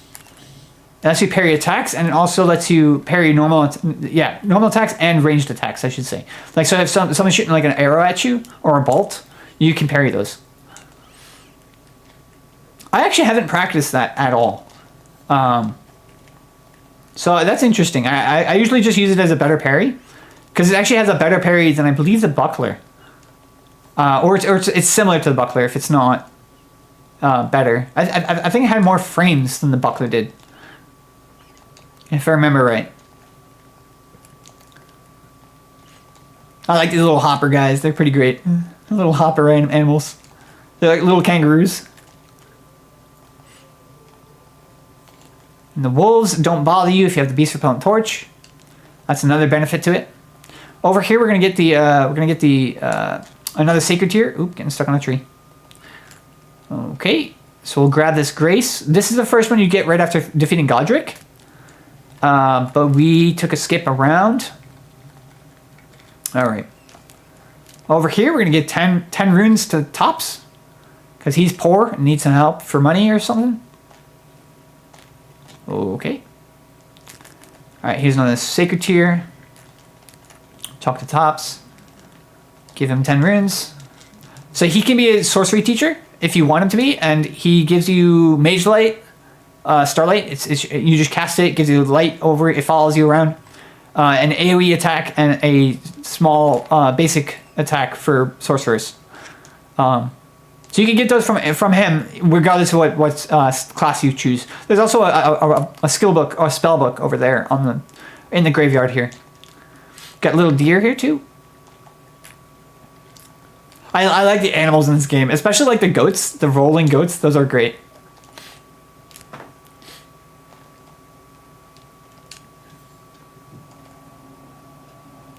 Okay, I'm gonna grab this. It doesn't really matter. There's also butterflies in this tent here. Doesn't matter. I mean, if you're gonna use cracked pots, smoldering butterflies are actually helpful. It's also good for soft cotton. Oddly enough, soft cotton is one of my favorite items in the game. It makes it so you have quiet footsteps, and so that you take no fall damage if it's non-lethal. Excuse me. I have to blow my nose. Okay. All right. All right. So you grab the grace. You're gonna want to go get the map. I like to get all the maps of the areas because it's just so much nicer looking at the map and seeing all the locations. So what I'm gonna do here is I'm gonna bait them. These enemies, and then I'm gonna run back because they protect the map piece here. Okay, then I'm gonna continue following down the road. I know it's kind of a weird road because it's submerged, but it is a road, and it leads you to another grace. And then there's an item in front of you, which I'm gonna go get. Grab the item. Okay, and then I'm gonna head east. Almost straight east, maybe a little bit south of east. Yeah, almost straight east though. And then over here we get more ruins. Now we're gonna go in the ruins. There's a talisman in these ruins that gives you +5 faith. Now that's all you really need for later in the game in order to use the Flame Cleanse Me spell, most of the time. Yeah, so right in here, jump off the horse. It broke already, nice. So you just run down, open the door, and then in the chest is the talisman. The 2-finger heirloom talisman. Okay, that item right there is the Eye of Shabriri. Or it's a Shabriri grape, technically. It's for a quest. I don't like that quest. It's an evil quest, so I don't do it. Same with the Volcano Manor. I don't do the Volcano Manor. I know it does get you some good gear. Like, you can get one of the best armors in the game from doing it. At least for poise. Alright, so I'm going to grab that grease. I'm going to head south on the road, and I'm going to pop a couple balloons because it's free money. They're worth 2,000 money each, and I'm throwing 1 dagger, which is like 20 gold or 40 gold or something. 20 or 40 runes, rather. Alright, so here's the first balloon. Nope, not that. There we go. That should do it. Alright, strafe the arrows a little bit. You want to serpentine. And then throw one at this balloon. Okay, got it. Let's see if I can teleport. Alright, we're taking the fast way back. Teleporting. Okay, so I'm going to continue getting the maps and some smithing material for now. I will be coming back here for going another direction. So we're going to go this way later. But right now I'm going to go this way.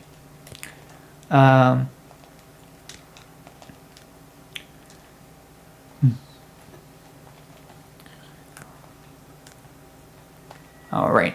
So when we go through this on this path, there's going to be a lot of the lobsters or crayfish. I don't know what they technically are. I think they're called crayfish. But they definitely look like a lobster. I don't know. I don't know the difference, but yeah, they're snipers. They're really nasty. They do a lot of damage. They can one-shot you pretty easy sometimes. All right, so we get the smithing material out of there. We go around the corner here, and there's another balloon to pop.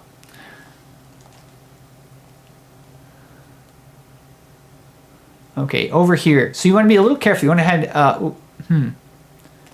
Which way? We don't want to alert that lobster there. Okay, come over here. Pop the balloon. Then we head this way. All right, we want to avoid that lobster as well. We want to get to the round building over here to get more smithing material. Almost all of these buildings have smithing material on them.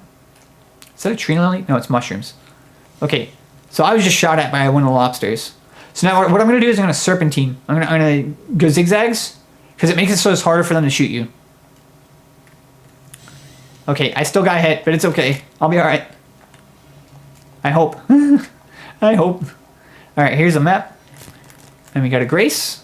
Should be safe now. I don't think they reached this far. Okay, from here, I'm going to head northwest over the building. Now, from here, we're going to grab a golden seed. We're going to grab a trina lily. We're going to grab some blood rose. And then we're going to change directions again. So here's the trina lily. Over here's the blood rose. And then we have the golden seed straight ahead of us at the golden tree. And then after this, now there's Albinurix in this area. You see that guy? Now he drops an halberd that scales with arcane. So if you ever want to farm it, he's a good guy to fight. There's a bunch of other ones that do the same. There's several other locations you could farm it. Over here, we're going to get a scarab. We're going to kill it. This scarab gives you a somber 2, I believe. So you can upgrade your regalia a second time if you want to do that. All right, let's two-hand the sword so it goes a little faster.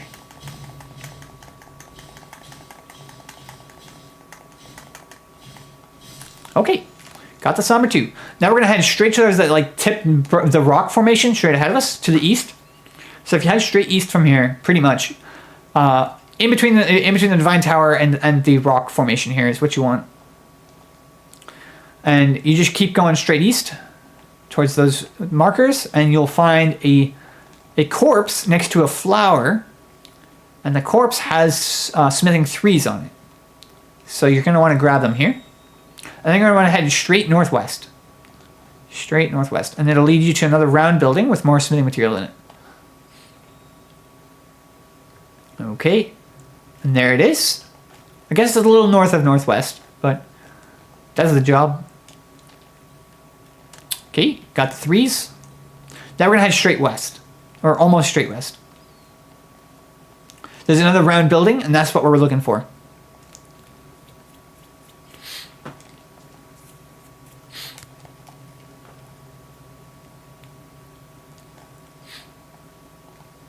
Okay. Getting in the teleporter.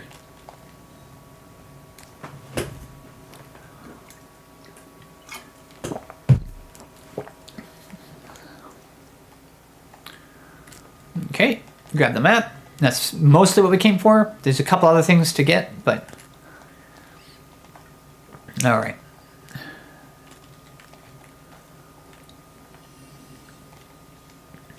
Okay. Grab the herba, why not? And then coming around the side. Alright, so this grace is great if you need to get an EG. EG is a blacksmith who lets you upgrade your weapon from here. So if you don't want to go to the round table to upgrade, you can upgrade from this guy.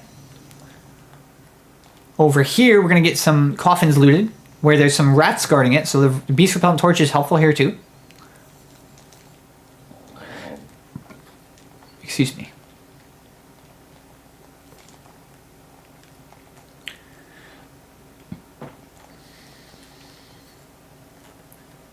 Okay, so just gonna loot all these coffins. Nice and easy, especially easier with the beast repellent torch, because the rats don't bother you.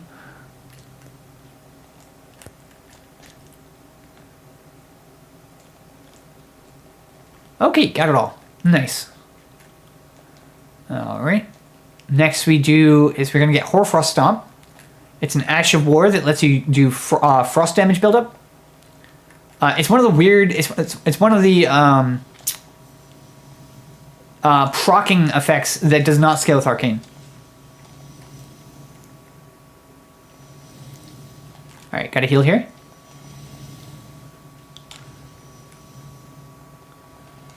Okay, I think we safely made it to the Grace. We could go through this building, but there's a boss you have to fight at a certain point, and I'm not doing that. Okay, over here. Now this scarab is invisible, but it's it's got visible footprints, and it's really huge. So it's easy to hit. It's one of the easiest ones to hit in the game because of how big it is. So you see it running around. I'm gonna come straight ahead here. Right here. And it's gonna come straight to me. Got it. Okay, that's hoarfrost stomp. From here, I'm going to continue east. There's like a rock formation here that reaches out to the other side of the ravine. Okay, just get your jump across. There's a merchant right here. He sells like resistances to poison, bleed, and I don't know what the third one is. Maybe sleep? I don't know. Okay, and then we got another sacred tier. We got some golden scarabs. Centipedes? Golden centipede, rather. Grab the Grace. Okay. If you're going to do a strength build, one of the best weapons in the game, from my opinion, is the Iron Mace. It is out this way. There's also a rune arc out this way. Now, after you've done both Fort Ferrith, which we did in Caelid, and you do the Kenneth Height's tower, his fort, then you can go up the lift straight ahead of us. The Dectus lift. Okay, we got some Cuckoo glintstones. And then we can go this way and loot the Iron Mace. Now, you can even make the Iron Mace scale with Arcane later in the game. So you can use it for this build. I think it's better for strength builds. But it's a good weapon to use. It's not that long. It's one of the shorter hammers. But it does really good impact and does good damage and scales decently. So I think it's good. Especially if you're going to do like a fire-based strength build. That one's fantastic for it. So another feature of that weapon is that if you do a crouch attack, it does a 360 sweep. So you hit all the enemies around you. So if you're getting surrounded by a lot of enemies, you can just crouch attack and it'll hit all of them as long as you don't get interrupted. Okay. So if I sit here, I'm going to the round table. Okay. All right. I'm going to skip it for now. She's going to tell her no. So I chose B or circle. I don't know which button you have there. So I'm going to upgrade my flask. Upgrade my flask more. Okay. Oh, we have one more. Okay. All right. And then we should fix the mixed strength. We'll put strength on. Why not? And faith. Strength and faith are good. Okay. Got the maps. All right. Now so the plan is to go here, here, here, here, and then here. So I'm going to head to this grace, and I'm going to collect all that.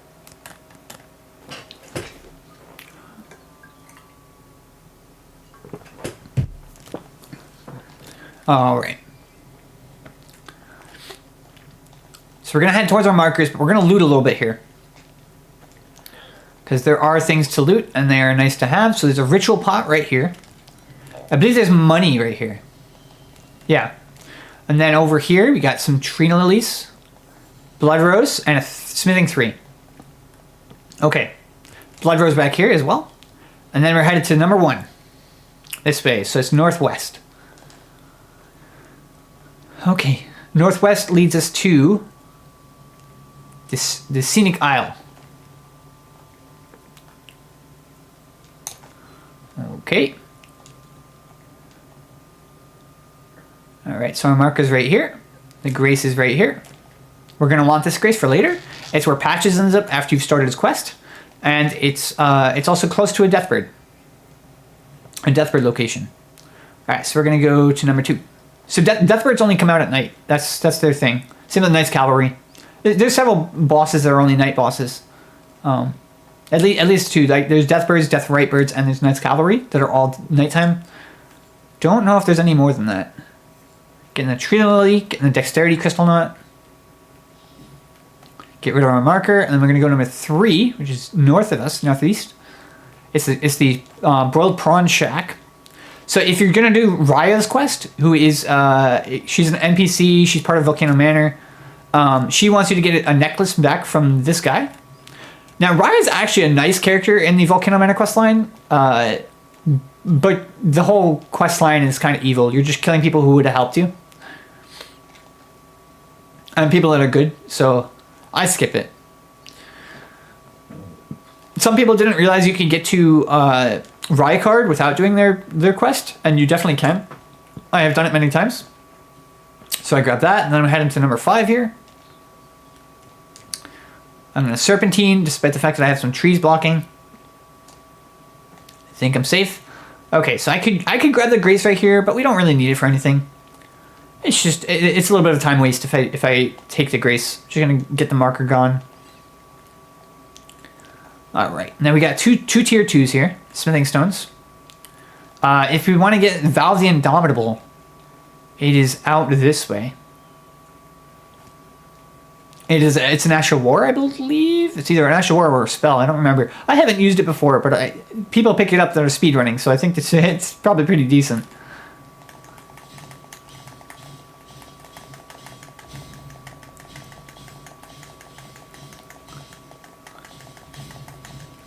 Okay, got it.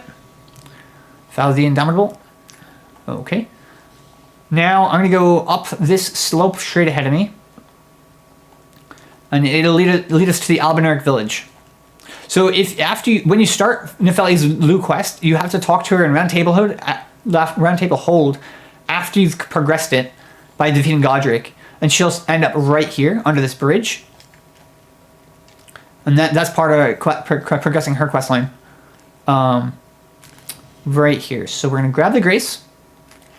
We will want to be coming back here, and then I can quickly loot. I can talk to Albus, the Albinauric. he gives you the secret medallion, the first secret medallion piece for the lift of rolled. Okay. Some people just kill him because he ends up dying anyway. But you can actually keep him alive. If you only talk to him once, he won't die. Okay, so he's just going to give us part of the medallion. Give it to Lieutenant. Okay. All right, so then we're going to steal this lily here. Mikola lily. And then I'm going to do a skip here. It's not that important to do, but I like to do it because it saves a little bit of time if you do it right. So you just want to jump onto this tree here. If you land on the branches, you are safe to fall. If you miss the branches, you die. So it's a little risky. And then over here, we can get some Trina lilies.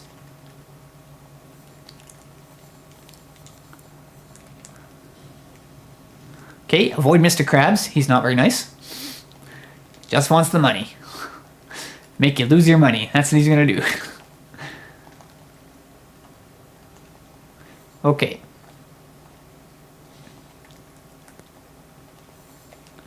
Alright, grabbing the root resin on the way. Here's free more money. It's not much, but it's nice to grab those when they're on the way.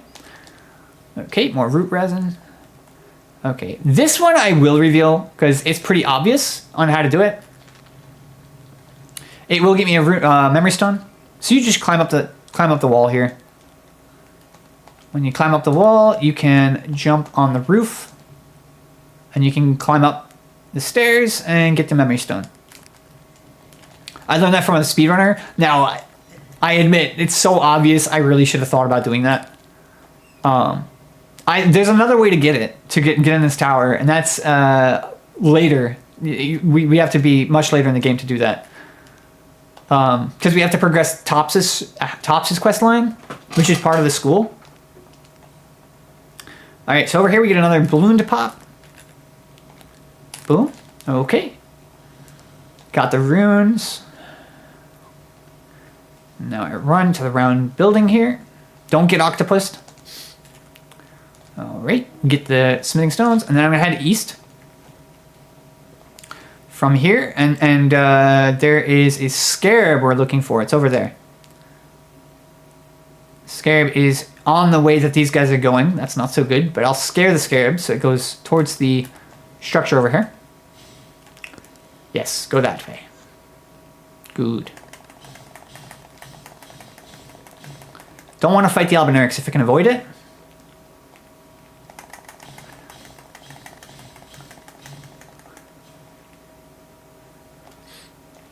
Okay.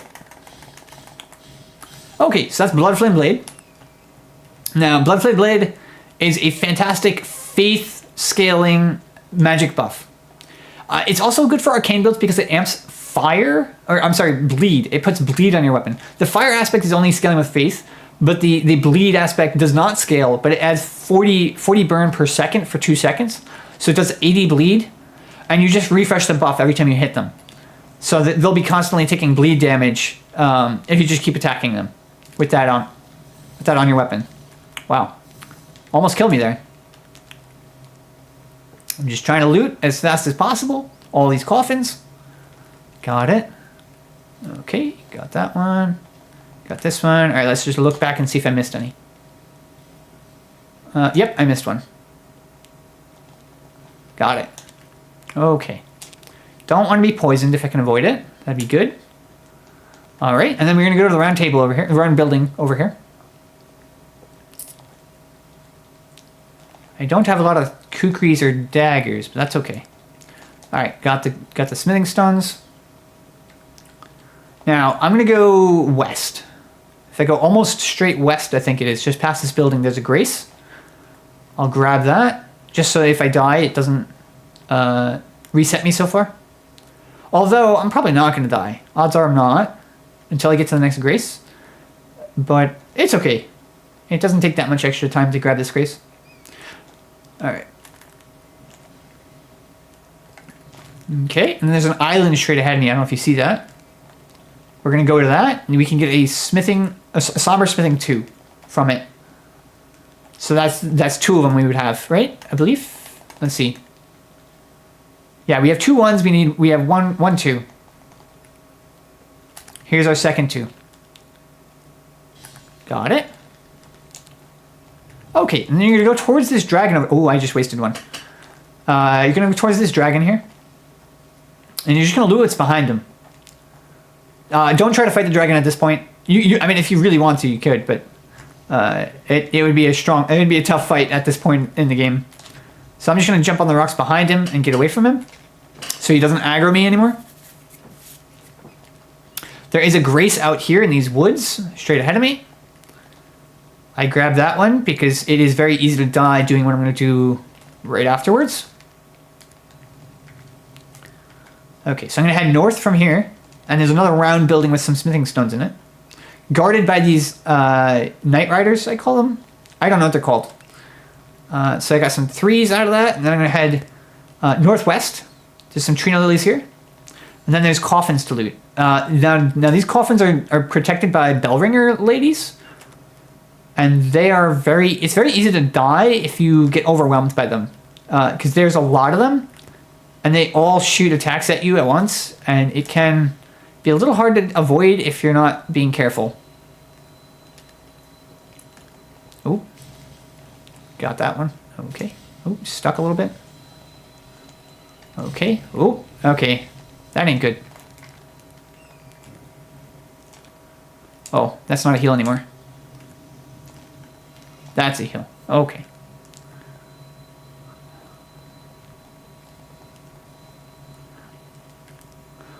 Okay.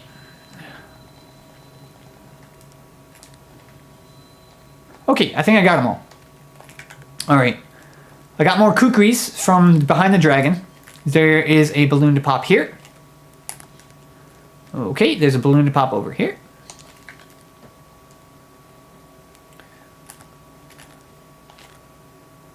Boom. Got it. Okay, I'm going to grab the grace over here because I'm going to come back here. So you can do the tower here as well for more memory stones. For one more memory stone, I should say. I'm going to go... You know what? I'm going to do the other thing first. I'm going to finish popping the balloons. I'm going to get the intelligence knot, take crystal tier. Alright. Next balloon. Okay. I hope that reaches. Yep, it reached. Nice. Just this is the last balloon to collect. That should do. Now I'm going to head north. Alright. So be careful of the octopus. Doesn't even aggro me. That's good.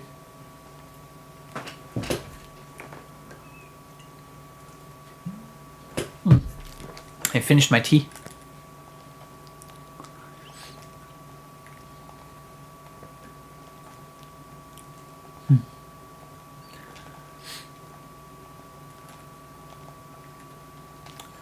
Okay, keep on going north. Jump off the ledge, and then right on this upper area right here, on these rocks, is the intelligence knot crystal tier. Okay, there's some poop, golden poop. Row of fruit. Then over here, there's a somber 4.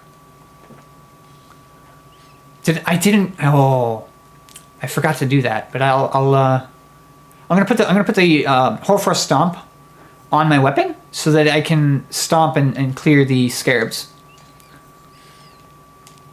Okay, I'm not sure if you can put it on this dagger. I think you should be able to, but it might not work with it. It might need a different weapon for that. Oh, the flamberge. I can just use the flamberge. All right, let's put the flamberge on. You can see it. Do we need to two-hand? Let's see. Stat requirement is 15, and we have... Strength is 24. Oh, because we would have 15 if we sit, I think. 14, rather. If we have 14, we can't wield it one-handed. We can only wield it two-handed. So if you notice, my strength stat right now is 14.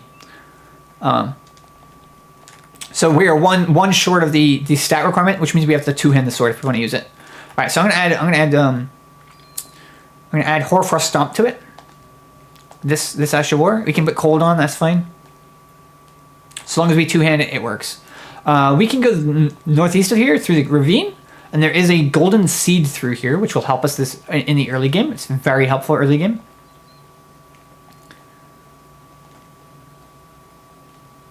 Yeah. If you really want the item that scales the best in this game is probably the money, the Lens Between rune.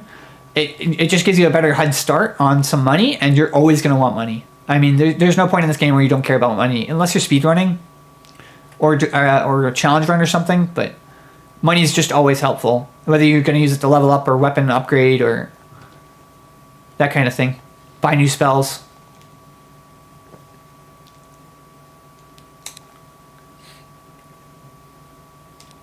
Okay.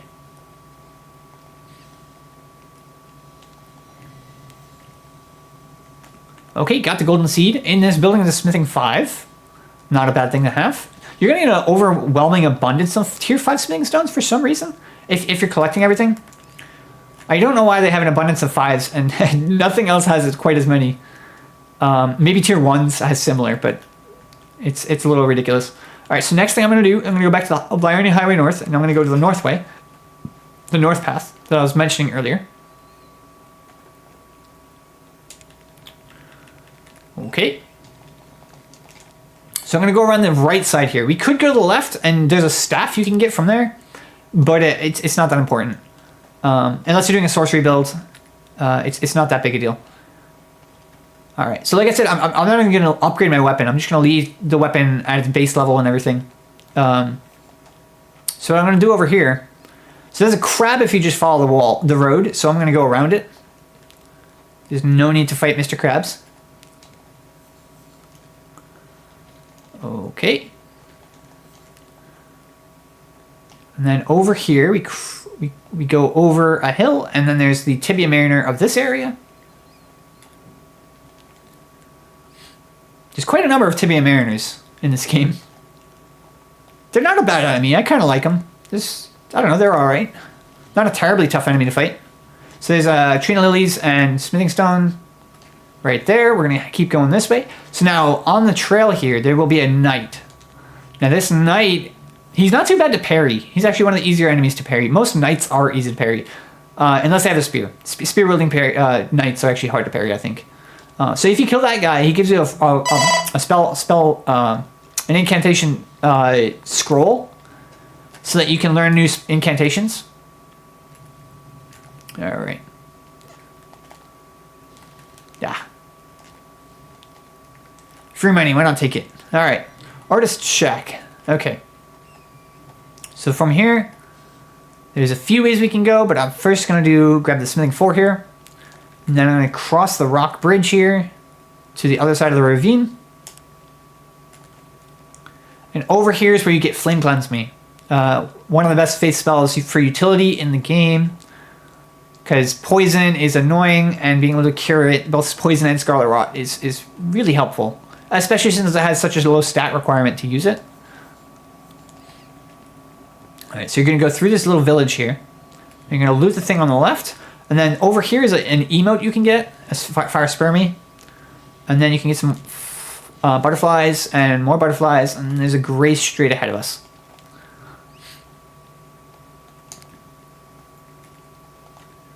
Okay. Up the hill is the Church of...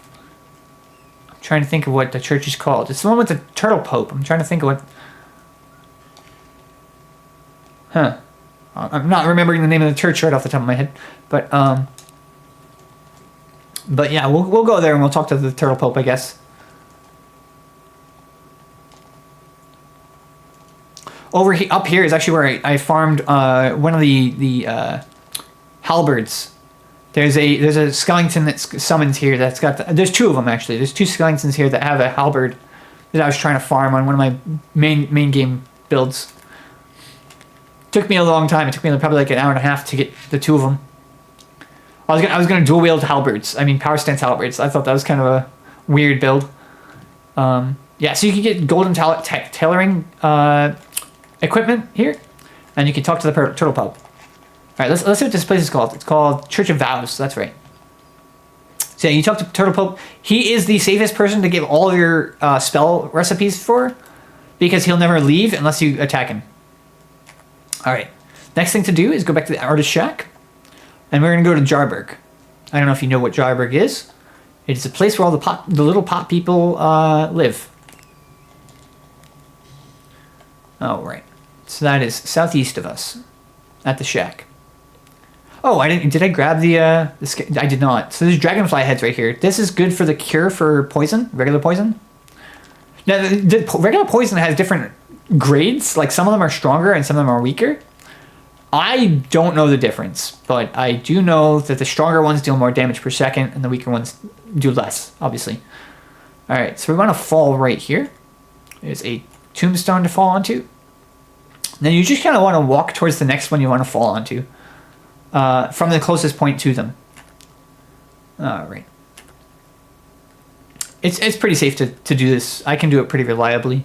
Although I was trying to do a no-death run, and I definitely died right there, and that was not good. It's so reliable, it's so easy, and I messed it up, and that just felt terrible. But you know, you die in some places in this game. It happens. All right, so we got this little jar dude. So you talk to him. He asks if you can be their potentate. And when you try to be, he says you're not fit for it. Because your hands aren't so smooth. I don't know what a potentate is. Alright, so after you talk to him, you're going to want to sit at the grace here. You sit at the grace. And then you got to talk to him one more time. Or you can just reset the world if you were to... Ooh, I have a flask upgrade. Hang on. I'll do that right now. Alright, that's from the golden seed. Okay, let's see. Do we want? Let's put dex on. So we have strength and dex. All right, and that's all I need for now. Okay, we'll go talk to the guy again. The little jar man. Hello. So he says we can pick the flowers now. So now we can just take all the flowers we want from them. They don't get mad. But I was watching a video and a guy was like, "Don't you dare take all the flowers." And I was just like, okay. I took it literally. I wasn't sure if it was true or not. That you can't take them all. So that was kind of silly. All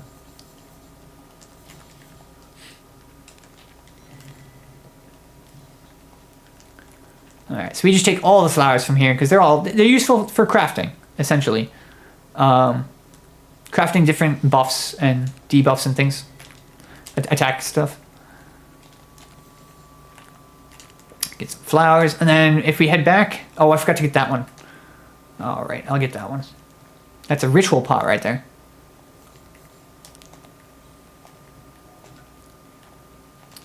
Alright, so that one is on the roof here. Got it. Okay. Now, behind this shack that has the grace is a set of coffins you can loot. And they don't mind. So, I do it. Alright.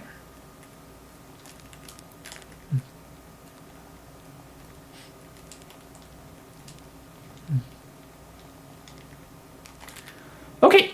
Alright, so that's all of that. Now, next thing I want to do is I want to go back here to the scenic isle. Or wait, is that... Wait, did I read that wrong? That's the scenic isle? No, sorcerer isle. Okay. Okay, so now we're going to head to the round building over here, to our southeast. Try not to aggro the lobsters, crayfish, however you want to call them. So in here is more smithing stones. I believe this is tier 2s. Yes, 3 tier 2s. All right, and then there's a grace to our southeast. It's in between these buildings, these stability for the bridge. Okay, and then we go northeast. So that scarab right there is for shields. I'm not going to grab it right now. We don't really need it. I mean, if you're doing a build with shields, that's a decent one. I believe that's shield bash, where you slam them with your shield. I think it hits 3 times. It's either 2 or 3 hits from your shield, all in one charge. right, so here's the somber 3. We got the 4 earlier, so we have 1 through 4 at least. Where we're going, we will get the 5 and 6 even. Okay. So you take the spirit spring. Sorry about my creaky chair. I'm in a little bit of pain just sitting here. All right, so we got the grace here. There is a nice cavalry to fight here, so that's why we want the grace. All right, we go through the blue door. Come on, there it is. I don't know if you could hear me drinking. My mic is very sensitive. Okay, so right here we can grab the grace.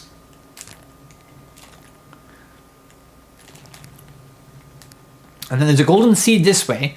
And if you're progressing Yura's quest line, the Thimble Hat Man dude, his quest continues from right here. There's it's not here yet, but there's a red summon sign that appears right about there, where I was looking at. I'll show you again on the way back where it should be. So here's a free golden seed. Always good to grab them when you see them, when they're around. But it's not that important to start the game with it. I mean, it's not a bad starting item. It's just that you're going to get way more golden seeds than you need. Like, you're going to max out your potions before you have, and you're going to have excess. If you go down this way, you can talk to the merchant here. And actually, I think I will, because he has the recipe for sporific grease, which is, or is this soporific? I don't know. It's the sleep grease. If you put it on your weapon, it adds sleep damage to your attacks. So you'll put things to sleep as you attack them. Which is a very strange method of attacking, but it is very useful for some fights. Hello! Alright, so 3,500 for the Fervor's Cookbook, which this one has soporific grease. Okay, so that's what I want from him. Now, soporific grease, I believe, takes Trina lilies and slumbering eggs. Let's see. So sleep pots are mushrooms and Trina lilies, and soporific is root resin and Trina lily. Oh, okay. It's even easier. All right, so that's good. That's good. So sleep grease, I believe, scales with arcane. But normal weapons that scale with... the weapon, the St. Trina's sword, for example, it does not scale with arcane, despite it being a sleep-inducing weapon. So it's kind of weird. I mean, yeah, the wiki said that sleep scaled with arcane, but it clearly does not with the Trina, sort of Saint Trina. That's actually a weapon I didn't pick up. I could have showed you where it was though. It's near the Rotview balcony. It's actually in the ruins below it. All right, I'm gonna send the elevator down just in case I die. It would save some time. I don't expect to die here. The Flamberge, or Flamberg, however you want to say it, is quite good here. I think. It has good reach, good damage, good attack speed, has some bleed, and can get Ashes of War. That's why I like this item so much. It has just so much versatility. It's very well rounded, and it's a good weapon.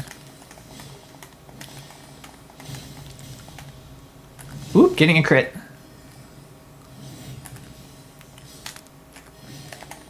Oh, out of stamina. Okay, smack, got him. With the frost buff on, it's even easier. There are some scarabs that I like to get with hoarfrost stomp, which is the Ash of War I have on this weapon right now. Okay, free rune arc right there. I know that's a secret, but it's not really an important one. It just gives you rune arc. All right, I'm gonna take this thing out because they get annoying. Critting?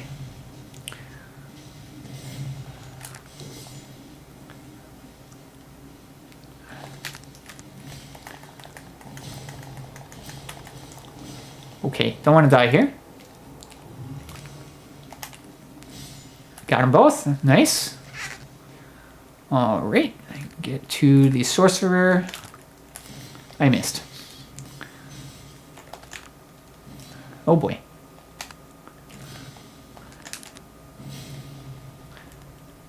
Backstab. Okay. Behind this pillar over here, or this stability thing. I don't know. Here's another somber 3. So now we have 2 of them. So now we have 1 through 3. Two of 1 through 3 at least. So that's pretty good. I could show you the Regalia, I suppose, but I have to upgrade my arcane stat once, and I don't want to upgrade until after we're done collecting almost everything. Just so I show you how this startup ends up. That was a little bit of a shortcut. It gets you to a smithing 4. Not that important, but hey, I mean, every smithing material is helpful if you're going to test different weapons and things. Or if you want other weapons in your arsenal. Alright, spellproof dread liver here. You do want the beast repellent torch either in your hand or on your back. Because there are dogs in this area, and it's very nice to not have to worry about them. Okay. I'll put my lantern on. It's a little dark. We have lots of flask uses, and they all heal us for almost full health at this point in the game. Oh, I didn't get the item. That's okay. It's not an important item, but I could get it. Okay, get the item he dropped. Marionette soldier thing. Okay.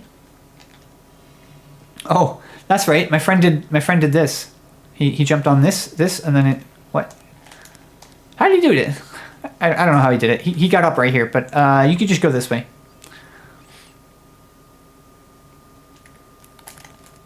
Got it. And the item is the summon of the enemies that you just killed. Okay, we're scaring the dog because we have the beast spell and torch. Very helpful right there. All right, now this scarab is very important for the build I'm doing now. This is the Spectral Lance Ash of War. That will make any thrusting weapon into a ranged weapon. It costs a little bit of mana, but it does good impact, and it does your attack on it essentially. So it's cool. It's like a thrown attack, and you can use it again right after it hits, I believe. Maybe not. It might not even need to get hit before it lets you use it again. I don't know. I haven't used it that much. I used it a little bit on a build or two. But like I said, it's great for arcane builds if you're trying to have physical damage early on. So you can put that on your lance, or if you're the prophet class, you can start that on your spear.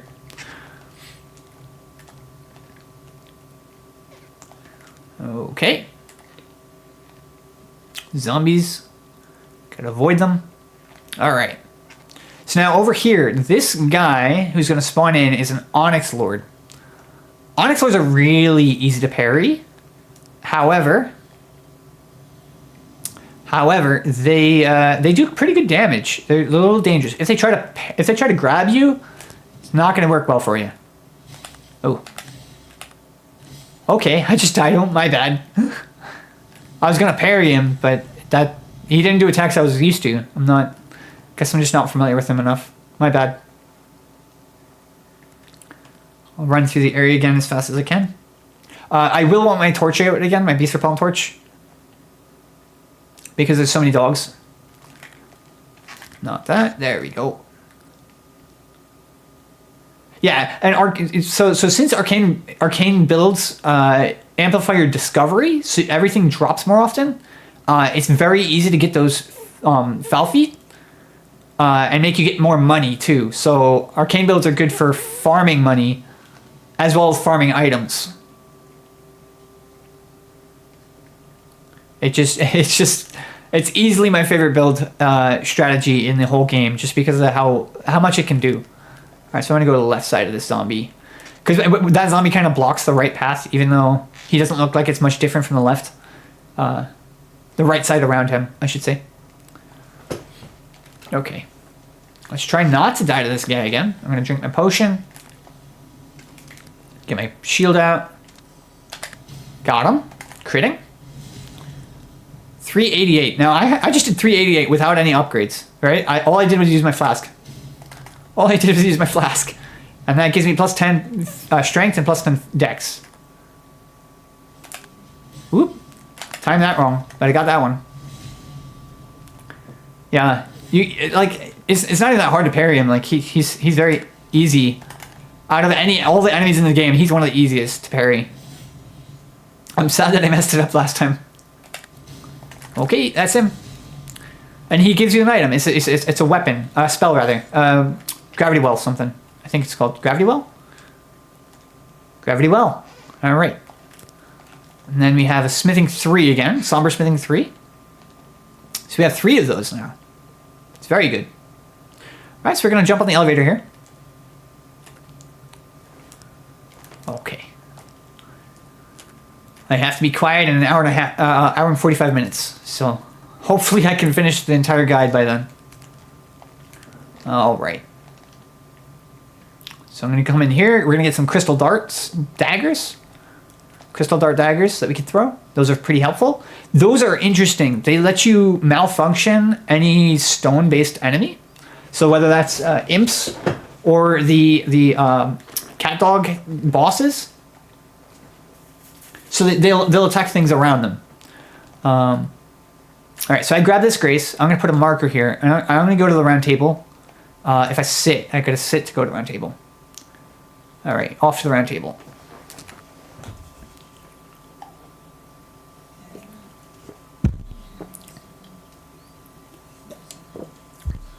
Yeah, I just live in an apartment, and the neighbors would complain if I'm noisy at night, so I gotta be quiet around 9 p.m.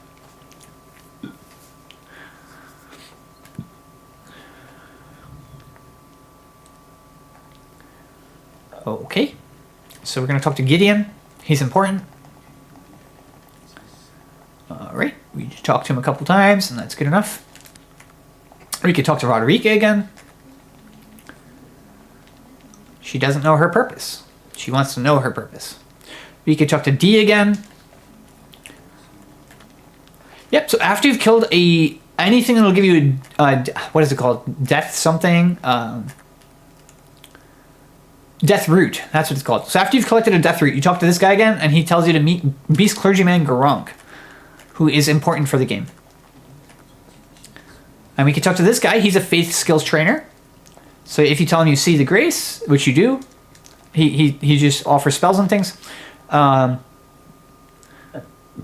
Excuse me. I'm sorry I'm burping, but I just drank some seltzer. All right, so you can get rejection, or I think I'm going to get rejection and urgent heal.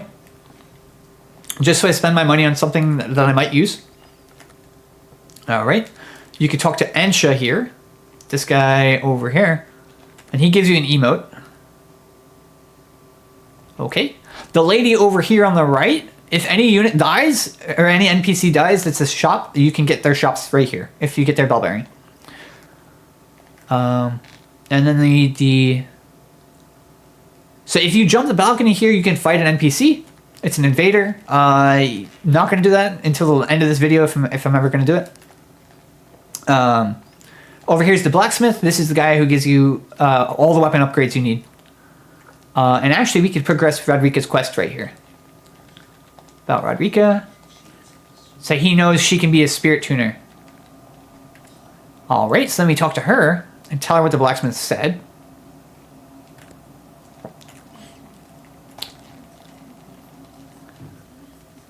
Okay, so she says she'll ask Mr. Hugh to teach her. That's the blacksmith's name, is Hugh. So if you come back to Hugh and tell him that she wants it. Twice. He doesn't believe you, but then when you sit at a grace, she will come over here. She'll be sitting right here, and she will be a spirit tuner for you, which is how you upgrade your spirit summons. Okay. The last person in the round table that you gotta know right off the start is Thea, the deathbed companion. She's right here on this bed. If you let her hug you or embrace you, she will give you a buff. Or she'll give you an item that you can... That while you have that item in your inventory, you have less health. But if you consume it, it gives you poise and resistance, if I understand properly. I don't use it very much. So yeah, there's that. Now I'm gonna equip some spells. I'll put Urgent Heal on. I'll put Flame Cleanse Me. And I'll put Flame Grant Me Strength. Now let's see the poison. Alright, so we have Poisonous and we have Blood Flame Blade. Okay. Alright, anyway. Continuing. So, back to the school. I have, like, no money on me. You see, I have 179 runes. I'm not worried about losing that. Now, the reason why I say I'm not worried about losing that is because I'm going to intentionally die here. There's a strategy to intentionally die and get to a more important place. Alright, we're going to fight this guy. He's in the way. Now, you don't really have to fight this guy. You can just wait for him to pass. Okay, I frostbit him and bled him at the same time. And I stance broke him. Yeah, this weapon is kind of crazy early on. Alright, here's a scroll for sorcery builds. And then over here is a smithing 4. And then we jump the balcony and we go to get some 3 churning lilies, I believe it is. 3 of them. If I remember right, it's 3. It might be just 2. Just 2. Okay. Okay, over here we can get a Burger King crown, but make sure you do the jump here. Because you can fall in between. Although, I didn't see the jump and I ran and I ended up falling onto the right place, so it didn't really matter. We got some money after killing that Burger King man, or Burger King person. I shouldn't call it a man, I don't know if it's a man or a woman. Or in between. Anyway. Get on the elevator. I killed another zombie, okay. It doesn't matter. This money, I'm going to end up throwing it away anyway. Essentially.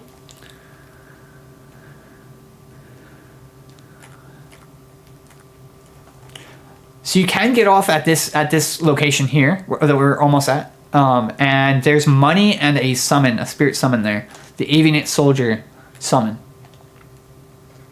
I believe it's a tier 4 or 5. I think it's a 4 of golden runes right here. So golden runes, it's a 3. Okay, it was worse than I thought. Okay, and then there's the Avianate Soldier Ash, and then you come back onto the elevator. So this is I'm gonna show you how I skipped Volcano Manor quest line in order to get to Rykard, or sort of. I'll show you where you end up, and it will. Okay, so we want to land on this item here. It's a smithing 5, and then we have some bugs here we can collect. You can climb up on these crystals. It gets you a Lost Ash of War, which lets you duplicate any Ash of War, and. Then if you're going to like dual wield weapons, if you're going to power stance, then that's pretty helpful for having the same effect on both. Alright. Over here in the corner is the Long Cat Talisman, which gives you the same effect as Soft Cotton, but for free on a talisman. I like to grab the Trina Lily that's up here. It doesn't matter. There's no need to get it, but I like to get it, so I'm going to grab it. Maybe it's a bit of a waste of your time. I apologize, but I just like to do it. Okay, we get on the elevator. This one's a little bit hard to get. It's right there. So you just sprint and jump at the last second, and it's not too bad. If I fell and died there, that would have been sad. I would have felt really bad. I would have wasted a lot of your time. Anyway, so it's just one Trina Lily. It really doesn't matter that much. But Trina Lilies are nice if you want to sleep things, so that's a good thing. Alright, so we just want to be eaten by this. That's the idea. If it eats us, then we get teleported to a place in Volcano Manor. Or at least in the volcano that the Volcano Manor is based on.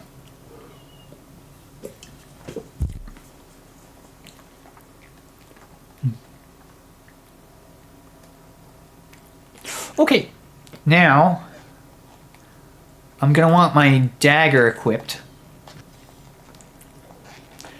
Because I want to have quick step. Alright, so now, plan is you run and you jump right here. Do not go on the high ground because you will die. You will die if you do the jump from the high ground. So you want to go from the lowest point right here, attack, and then scoot. And then you heal up. Okay, switch back to the Flamberge. Unequip the dagger, we don't need it. Actually, I can unequip the bow as well. We don't need that. Okay, and we'll put the Ghost Beast Repellent Torch on the back. Okay, avoid this Serpent Man. He's pretty strong. He has a whip. I don't like fighting him. Yeah, so the jump right there is a skip. So there is another. If you get abducted again, there is a. If you follow the path, there is another way to go. But this is the way I go for farming, because the other way is a boss. It's a Abductor Virgin boss. Abductor Virgin Duo boss. Alright, so we just get the 5. The Somber Smithing 5. Alright, we're going to be careful of this guy. He can probably one-shot us. Okay, right there is the Godskin Noble boss room. We're not doing that yet. If we're going to do it. After the guide. Okay, we get a cutscene. I have to dodge. I'm dead. Oh, that sucks. That was terrible timing. Oh, man. Alright, I gotta do the jump again then. You don't need the long cat talisman to do this, but it does help. If you want to take no damage from the fall. Wait. This is not where I should be. That's not where I should be. Alright, I guess I gotta go back to the classroom and get eaten again. Oh. It's not even letting me do that. Hang on. I'll come in here and grab Volcano Manor Grace. That is weird. I haven't had that happen before. I know right where I am, though. That is one of the doors you'll get to after Rykard. Or, no, I'm sorry, not Rykard. After God's Noble. Okay, I gotta sit at this Grace and it'll let me teleport. Ooh, this might even... I don't know if this is gonna mess up... from dying right there, it might mess up the Radagon Festival. It may have started it for me. I don't know if it would or not. Yeah, I haven't had that happen before, where I just get killed by the flame mace monk dude.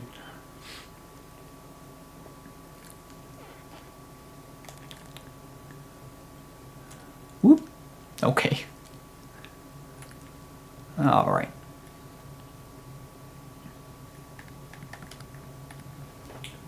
Okay. I have an hour and a half, roughly. Should be able to get it all rounded up by now. Or by then, I should say. Yeah, so we just gotta wait till we get all the way to the bottom and get eaten again by the Abductor Virgin.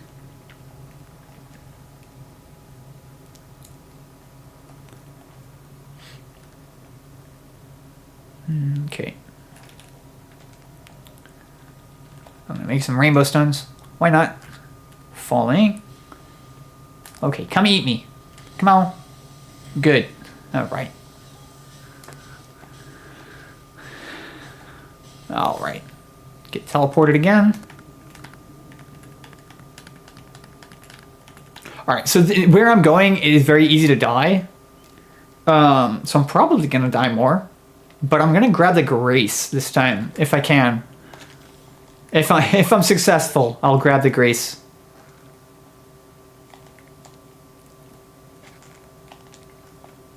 Alright, sprint, jump, light attack, and scoot.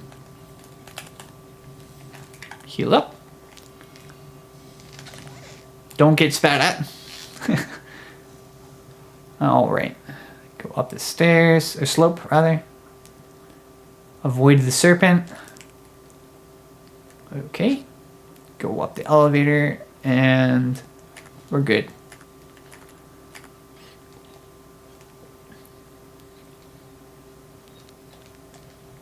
Okay, let's not die to this guy again, because that was a weird thing for it to do.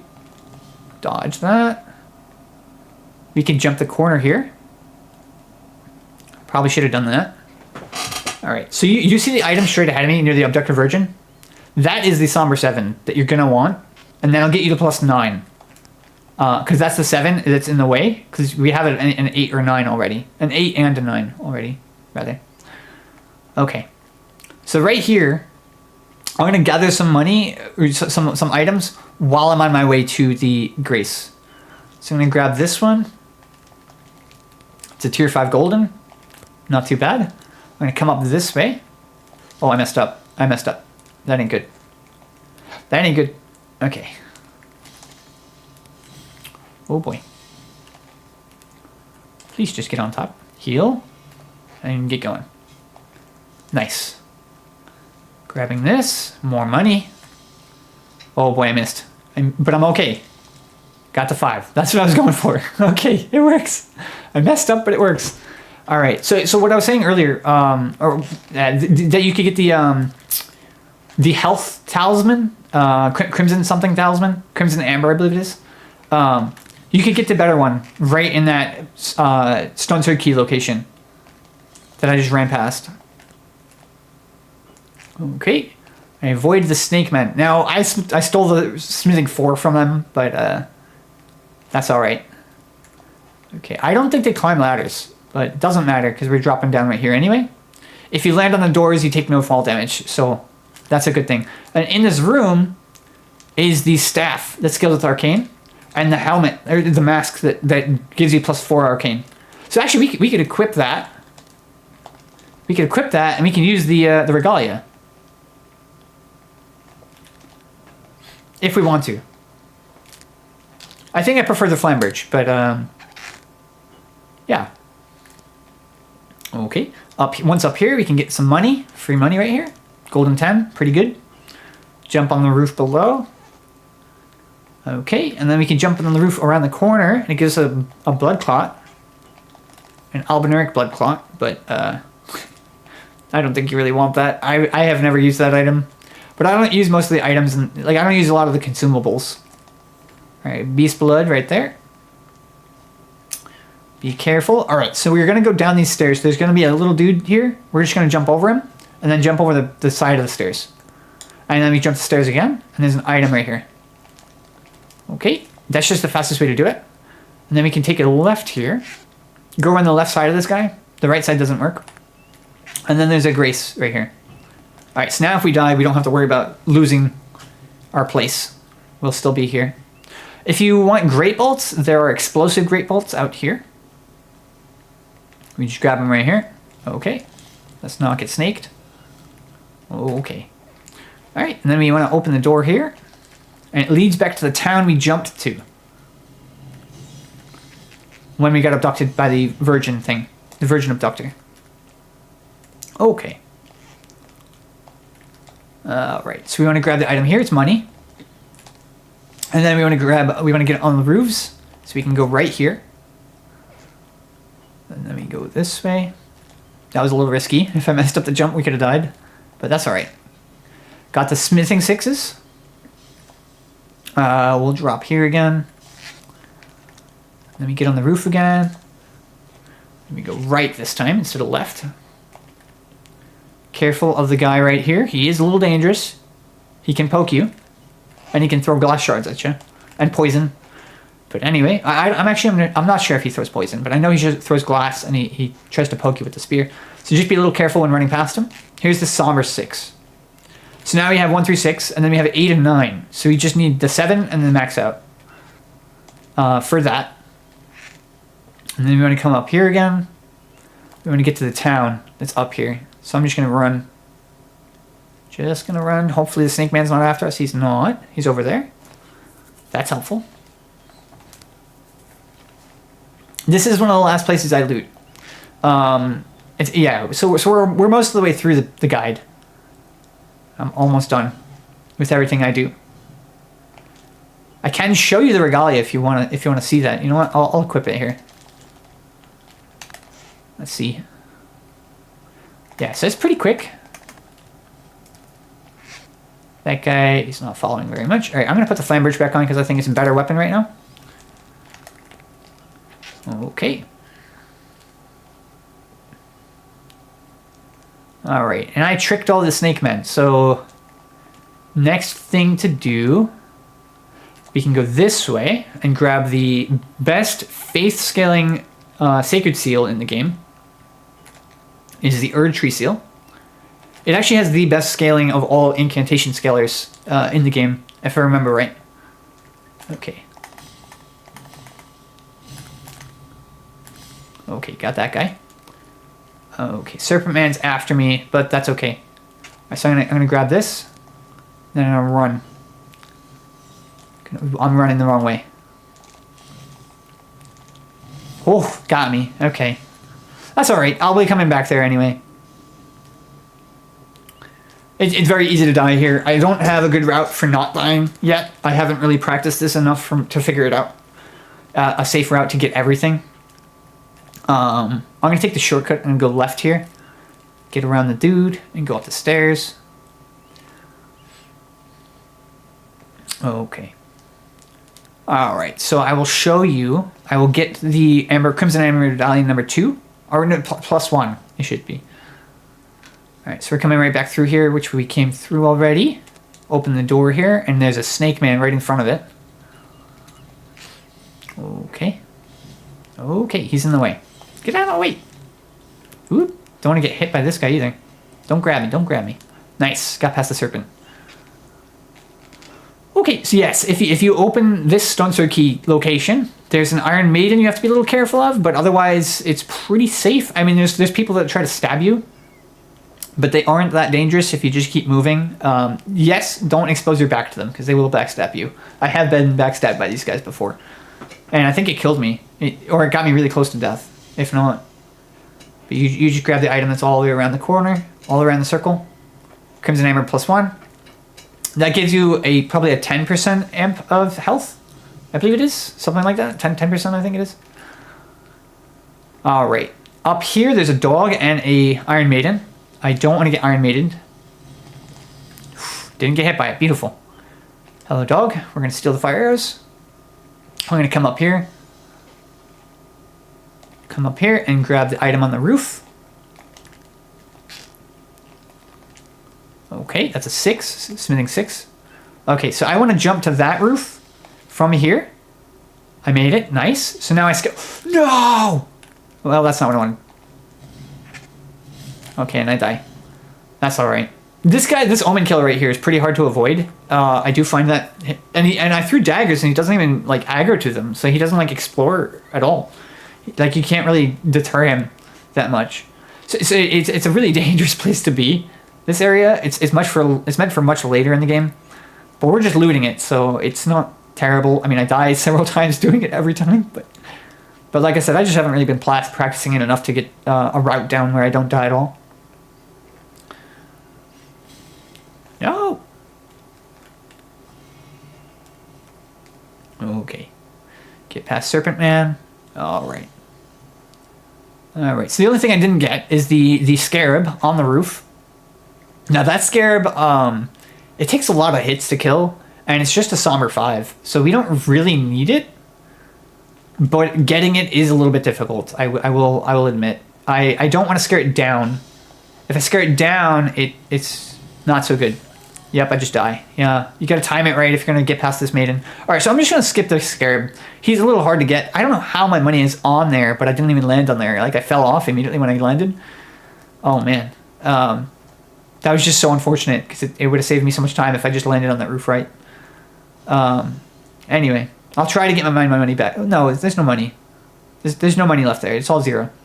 All right, so I'll skip the scarab because you see where it is. It's just hard to scare it in a direction that's actually helpful. That's why I was trying to jump from the high roof to the low roof, because then you scare it towards the walls instead of off the roof. Because if it falls off the roof, then you have to deal with the Omen Killer and killing the scarab at the same time, and he's a one-shot at this. He one-shots me at this point. So if you're not upgrading your health at all, then this is really difficult. All right, let's get past this Iron Maiden if I can. Boom, dodge. Okay. Now if I come up here, let's see where it goes. All right, hello doggo. Wait, why is it? Oh, the doggo got hit by the maiden.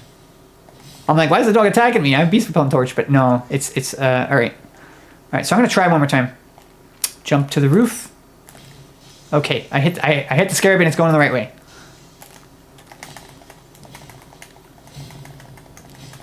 Okay, almost have it. I did say I was gonna skip it, but I changed my mind. I got it. Okay. All right. Now, last thing to do. I think I got all. Oh, hello. And he falls. Nice. I think the last thing I had to get is this way. There it is. So I want to grab this item. I think, yeah, fire grease. Okay. When we go this way, jump over the dogs. Jump over the dog. All right. Now this jump is a little hard to do. You want to run this way, and then jump at the very last second. I just barely made it. Yep. Stone sword key here.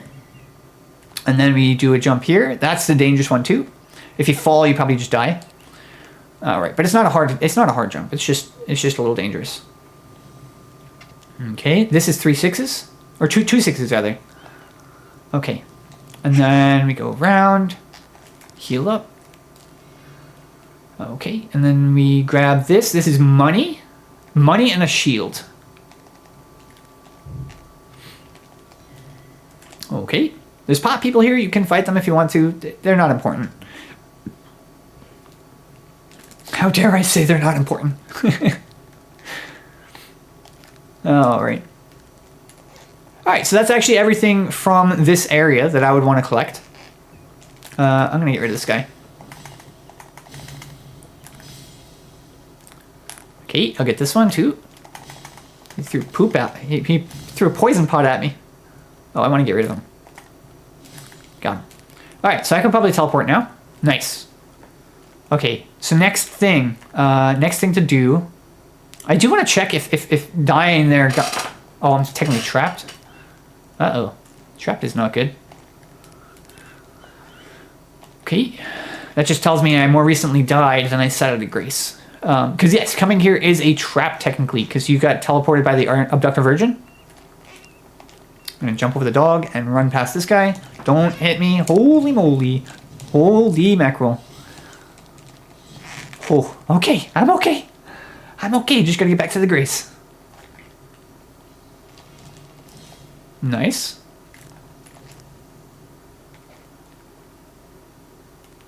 Hello, serpent man. You can't fit in this building because you're too big. All right. Yeah, I apologize. I have made quite a number of mistakes on this run, but that's all right. So I showed you where to get the sorcery staff for arcane sorcery. One of the next things I want to do is I want to show you where to get the Dragon Communion Seal. I do want to check real quick if going to that part of Volcano Manor actually counted as going to Altus Plateau. So I just got to see if there's a fog wall here. Yep, fog wall. So it didn't matter. Nice. Okay. So next thing I would do is I would go to Stranded Graveyard because I want to show you how to get the Dragon Communion Seal. I think I'm gonna take a quick pee break because I have to pee pretty bad. So I'm just gonna sit the grace real quick. I'll give you a timestamp if you need it. Be right back.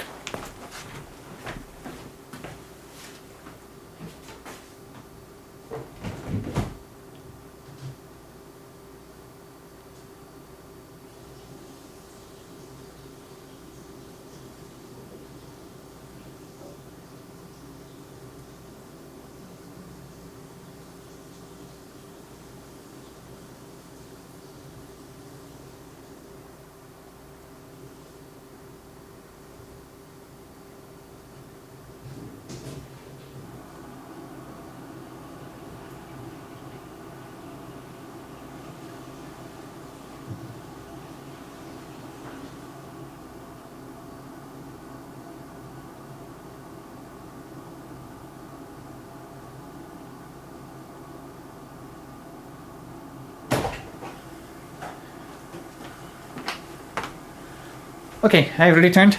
I apologize about that. But okay, and actually, I realized I was about to do something that I shouldn't be doing yet. So I'm gonna go to the Robbie balcony again, and we're gonna do the tunnel here. Just looting it. We're gonna grab all the tier 4 smithing stones out of it, so we can get up to a plus 17. There's actually a few things I gotta do here in Caelid, or at least yeah. There's 3 things to do. All right, so we're gonna loot. We already looted these, yes. Okay, into the tunnel. All right. I didn't even get his lifesteal-fist. Okay, so there's a bunch of things I gotta do. All right, jail tunnel. We're just gonna loot this for smithing force. These guys are not very smart. Just knock them off the ledge. There we go. And then this guy. Flamberg is so good. Like, this is a +0 weapon. I mean, it's pretty good. He just handles these guys. Here's a third smithing 2, I believe it is. I think that's our third one. Okay. All right. So I could fight them, but I'm just gonna ignore them. I'm just gonna speed loot here.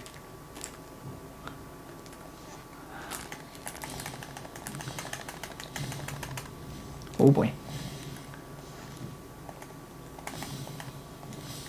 Okay, now they don't get all alerted. Oh boy. Whew. That was close. Okay. As you can see, I'm getting more item drops, and I didn't level up or anything. I just end up getting more drops here. It seems to happen every time I do this. I think it's a mechanic, but I don't know what causes it. I'm just gonna run past these. Grab all the loot. Okay, keep going. Okay, don't kill me, please. Octopus? No, no, no. Okay. Smithing 4. Oh boy, another somber 4. Oh, okay. Yeah, the octopus is a bit dangerous.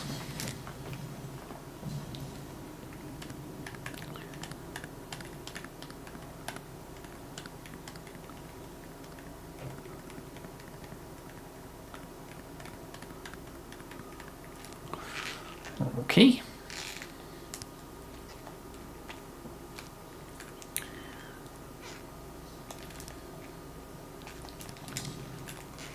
Okay, just gonna try to get my money back. Not that it really matters that much. And I didn't fully loot the room either. So I'll try to finish that up too. Let's not get landed on. Nice. Cross Nagakiba. Or Naginata, rather. And there's another somber 4. Grab the fireflies. Silver fireflies. Oh, right. Pretty safe now. That's almost everything in this cave that we want. The last things are down here. I don't care for the cuckoo glintstones or the grace mimics, which are what these two are. Or the large glintstone scrap and grace mimic. Okay, and then we get smithing 4. There's 2 more smithing 4s we can get. So it's just after this board on the left. Right here. And then we go through the door here. Here's Alexander, Warrior Jar. We can talk to him, but first we're going to get the grace. So that if we die, we come back here. And so we can sit and reset all the enemies. Okay. Alright, so we grab the smithing behind him, and then we talk to him. Alright. So he wants to go to the Radagon festival. So you fight Radagon. Alright, so then alright, so we're gonna leave this cave because we can't teleport while in it. But we got all the 4s we want. Now we're gonna want to get all the 5s. Tier 5 smithing stones. I'll put a marker on here because we did that. Alright, so next thing to do, we're gonna go back to the Bridge of Sacrifice.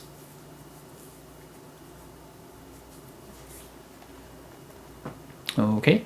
From here, I'm gonna get on my horse. Gonna jump to the bridge, grab the butterflies. I'm gonna jump on this ballista thing, this big turret, and then I just jump off because now he won't even shoot at us. If you jump on the same platform he's on, he'll unman the turret there, the ballista. All right. So if you want a good grace for both the Evergaol here and for this general area, there's one right over here to our northwest. It's right here. Okay, this is Geal Lake South. Okay, and then if you head west from here, there's an item near this fire. I'm trying to remember what it is. I don't remember. Sliver of meat. That's why I don't remember, because I don't use the consumables much, and that's part of the consumable. It's a recipe, part of a recipe for consumables. And here is Yura at his first encounter. He talks about there's a dragon on the lake that you got to be careful of. Okay. All right. So I'll grab the grace here. Now there's actually a secret area here. I don't know if there's a lot of people who wouldn't know about it. It's if you go this way and you just jump off the ledge here. Because there's a spirit spring right at the bottom. And then there's a guy over here. He's another Onyx Lord. The ones that are like really easy to parry. So I'm going to fight him. Hello. Got him. Okay, that's parry number 1. Let's try. I think it's going to take 2 more. That's 2. 1 more.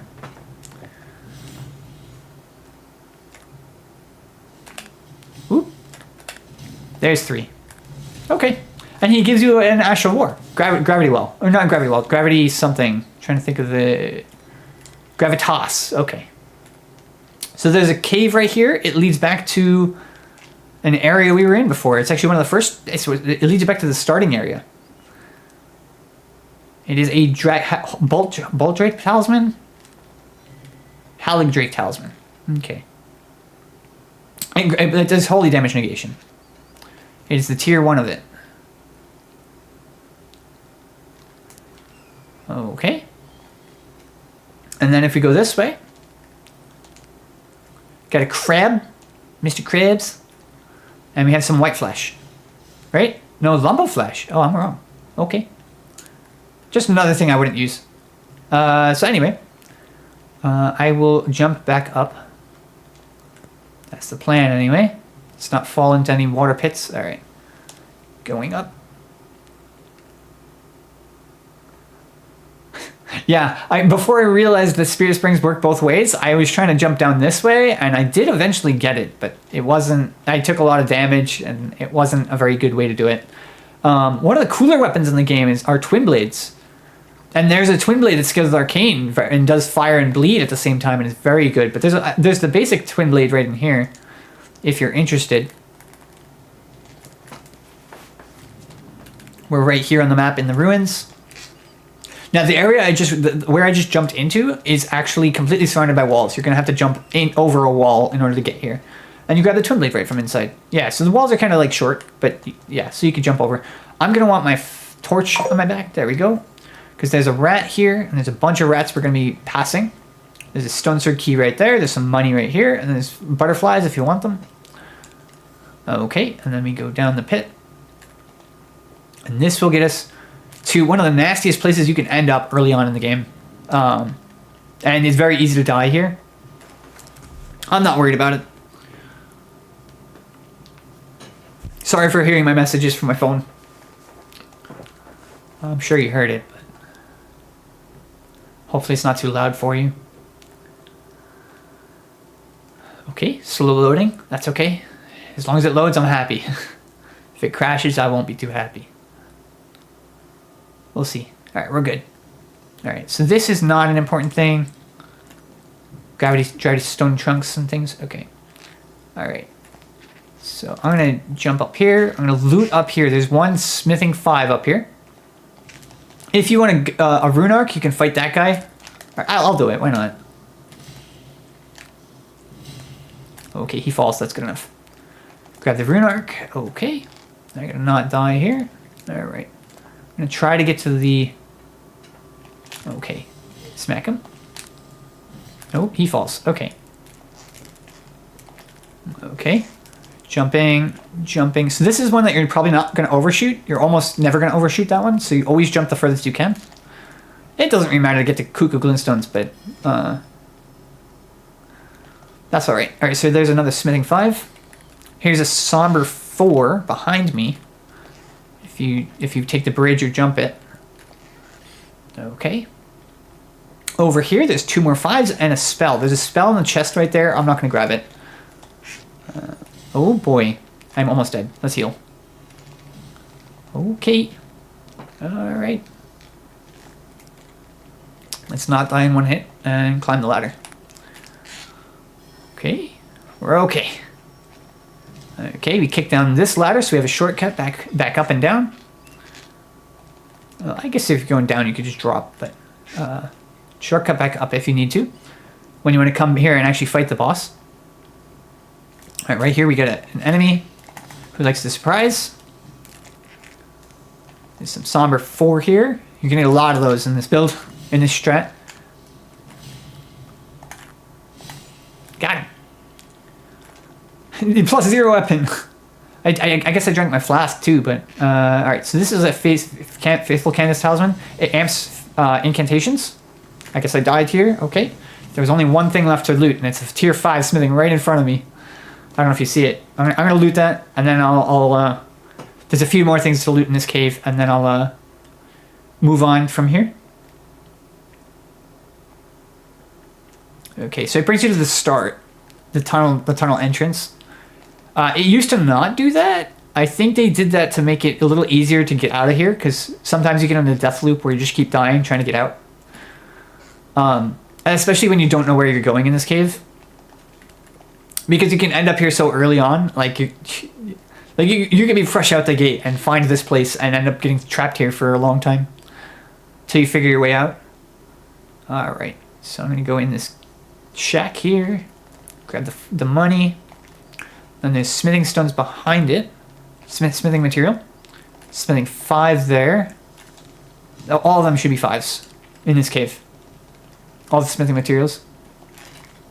Okay. In the shack is helpful. Alright, I'm going to go this way. Climb the ladder we just knocked down. We kicked this. And then we're pretty close to our money. Oh no, we lost our money. Okay. That's awful. Yeah, it's not reliable. You can climb this without getting hit.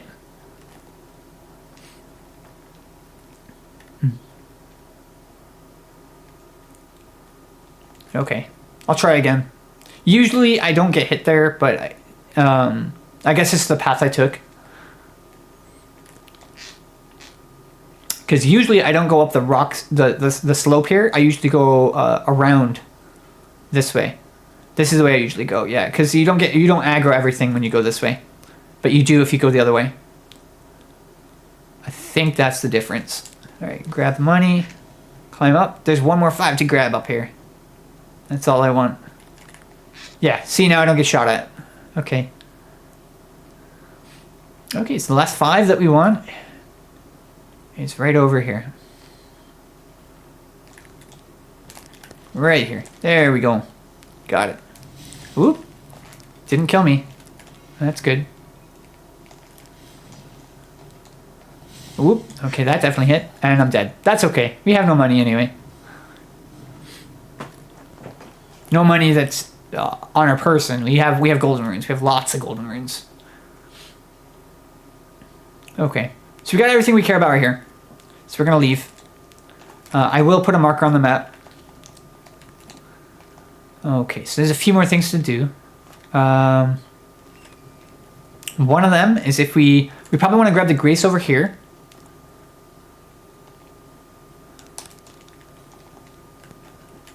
We want to grab the grace over here. So be careful. Sorcery at Celia Town of Sorcery is full of mages that are invisible. And they spam spells at you, and it can be pretty nasty. So do be careful here. Okay. Grabbing a grace. Okay. And then we're going to go southwest to grab another grace. This grace will be important for you later. Try not to get shot, obviously, by the archer marionette. Okay. Okay, so this grace is great for a couple things. So if you head southeast from here and you go into the center of this ring of trees, that is a boss you're going to have to fight later. And then this is like a rot. And then if you get, so you see this root here right in front of me that I'm looking at. So if you go on the far side of it, you're going to start a Millicent invasion, and she is a strong fighter. She has the Ash of War waterfowl dance, which is the hardest to dodge attack in the game. It is one of the main attacks of Millennia. One of the hardest bosses in the game, arguably the hardest. Okay, so here's a poison scarab that I want to stomp on. Let's see, it's coming this way. Got it. See how easy that is? It's so nice. All right, so we got that. We can get another tier 5 somber smithing stone if we want it. If we go this way. Yeah, so you're gonna see a beetle. That beetle. So if you see that beetle, you take a right. And you go up up here. And at the end of this tunnel is a bunch of crystals, and on the crystals is a somber 5. I know it's a little excessive to have right now, but now we have 3 somber 5s, I believe. And we have a bunch of 3s and 2s, or 3s and 4s, I should say. Let's see, how are we doing? Let's see, so 1, 2, 3, 4, 5, 6, and then 8, 9. Okay. So from here, I'm going to teleport. I can't teleport. We're still technically not in a safe location, so we have to go back to a grace. Alright. me go east. Oh, that's the town there. Okay. All right. So I want to teleport, but I need to sit at grace to do so. So that's what I'm going to do here.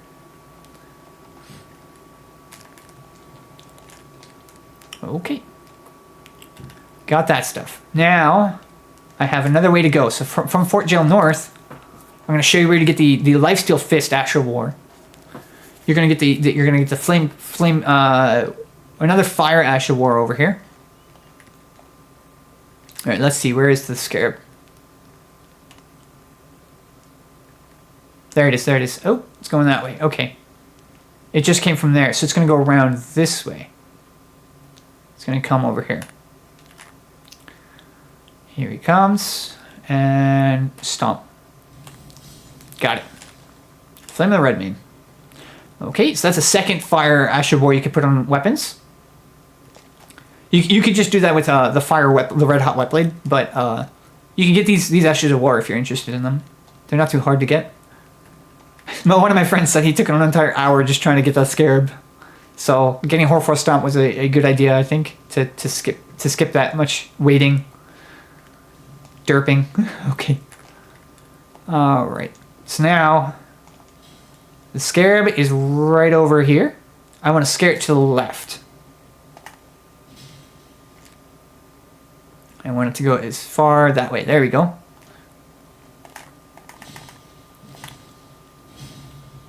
Okay, and charged heavy.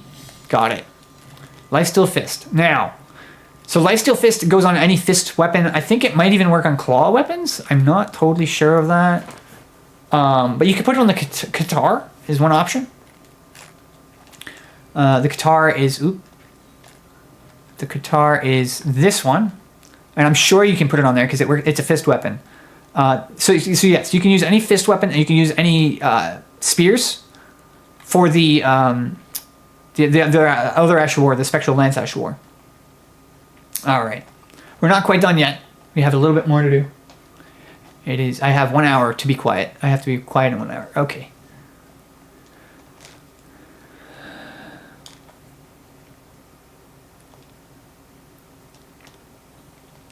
All right.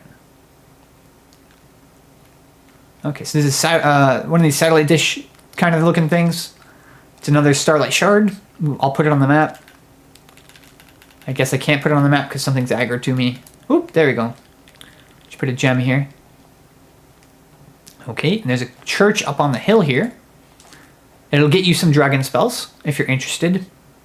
But you do need to kill a dragon in order to get dragon spells. They cost a dragon heart each. Over here, we have some coffins to loot. Not a lot. I think there's like 4 that you loot here. 1, 2, and then 3, and 4. Yep. Okay. And then there's the church over here. That's what I was trying to talk about.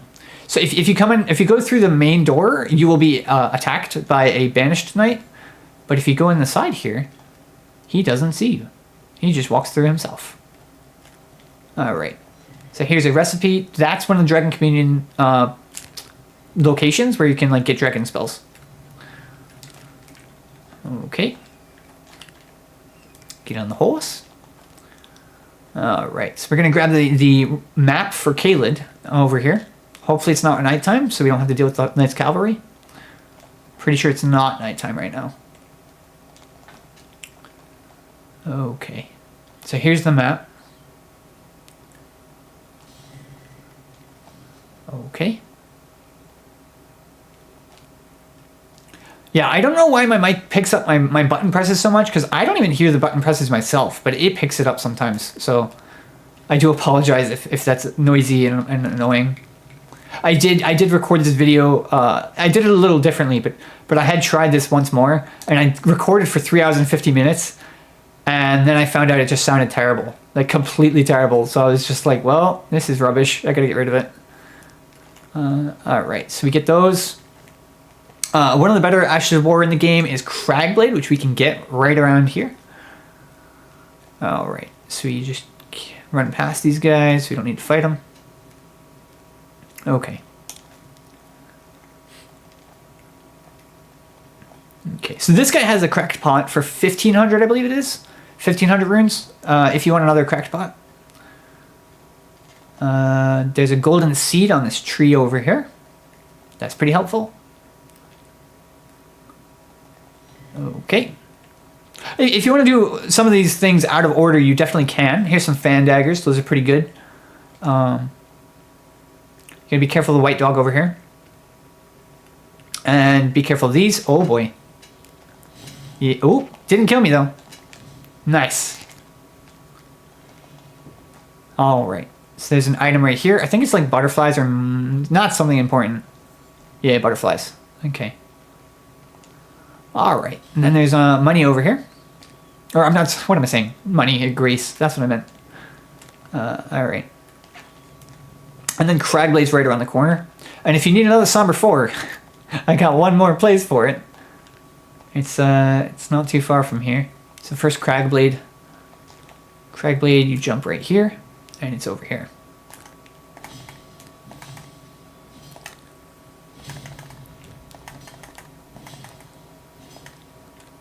Okay, Crag-blade. So Crag-blade gives you 15% more damage and impact, I believe it is. So you stance break things faster with that. All right, we got a horse here, a mountain knight.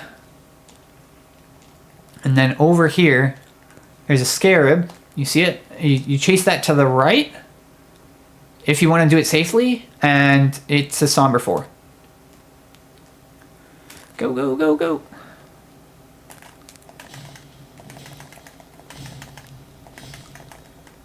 Got it. Okay. Now there's a cave right here, or dungeon, straight ahead of me. There's like doors. I don't know if you see that, but there's a bird that protects it. You can safely get it open. I just don't feel like doing it right now. Because while you're opening the doors, you're invincible. So that's not going to be a problem.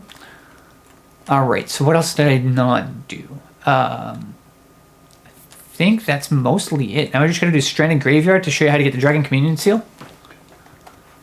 It's a sacred seal that scales off arcane, and it actually has no carry weight. So that's pretty cool. All right. So, I suppose I could upgrade stuff to make this easier, but I'll show you what I do. So there's 2 ways to do this. We could fight the knight regular, like actually take him on, or we can make the chariot here kill them for us. I'll try to have the chariot kill it, because that's something you can do right at the start of the game. You don't need any weapons or any items to help you. Oh, I might die here. Nope. So yes, you can jump over that. It's pretty nice. It's a trick I learned from a speedrunner, I think. Okay, then we gotta run over here, and we're gonna just drop. Because if we try to keep running, we'll probably get killed by the chariot. Let's see, where is it? It's not there. I can probably grab this safely. Get some money, and let me drop right here. Okay. So if we want to kill the chariot, we have to go this way. Critting?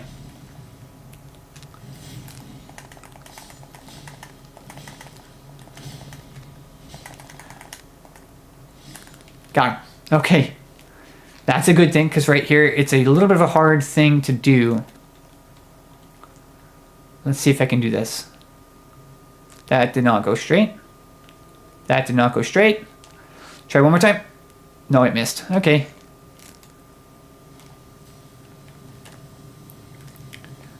Okay, and get running and be careful here.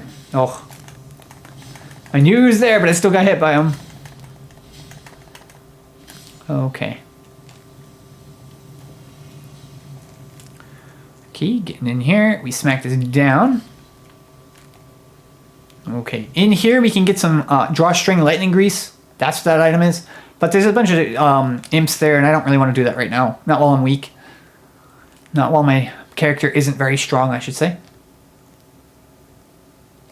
Okay, so there's an item straight over there. It's going to be guarded by 2 grafted scions. It is the Erdtree flavor plus 1. No, base level Erdtree flavor. Talisman. Got it. Let's not die. That's the only thing. Okay. I run towards this guy and I just jump. He hit me. Should be okay, though. All right. Now, once you come down here, you want to go up the elevator. At the top, we're going to take a left. And there's going to be a stone sword key, and there's going to be a banished knight. And he's not the one we want. So this is where you would go if you want to kill the chariot before you fight. So I'm going to send this back down because I make mistakes here a lot. Okay. All right. So that's a stone sword key right there, that item. There's a banished knight over here. I'm gonna bait him down below. Oh boy, I got hit. Let's just run.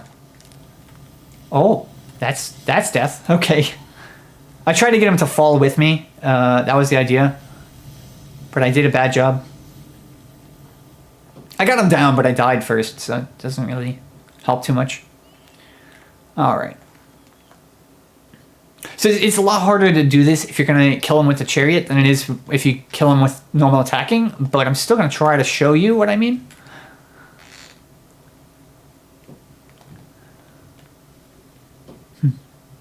Okay.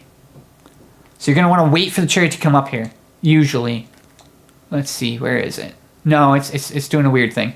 We can just sprint. Okay. We come over here, we get in this left pocket.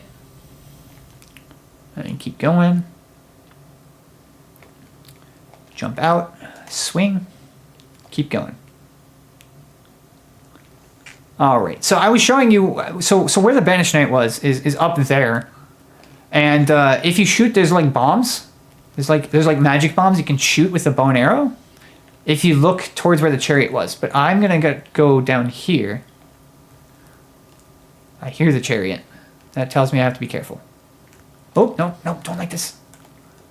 Oh, boy. I don't know the timing of this. It actually changes depending on where the chariot is. I might die here. I have to be careful. Get on the left here, and it shouldn't get me. Yeah. Okay. He's going to come down, and it's going to go up. Okay. Now, this is really dangerous. I shouldn't be following it. But I'm baiting all these enemies. I got to hide. Okay, one down. I'm going to go up the hill. Okay. Alright. So this is one of the last things I'm going to show you. Alright, I just want the chariot to come back. Okay. I'm out of daggers. Oof. I got to smack the guy then. Wait for this to go down. And then I'm going to go and hit the guy. Guess I could just bait him. Alright, run! So you bait him, and then you run this way, and then you have to make sure you're not going to get hit by the chariot. You gotta wait for the chariot, stay in the middle, and then jump. Okay, he got hit once. He's gonna hit on the way back.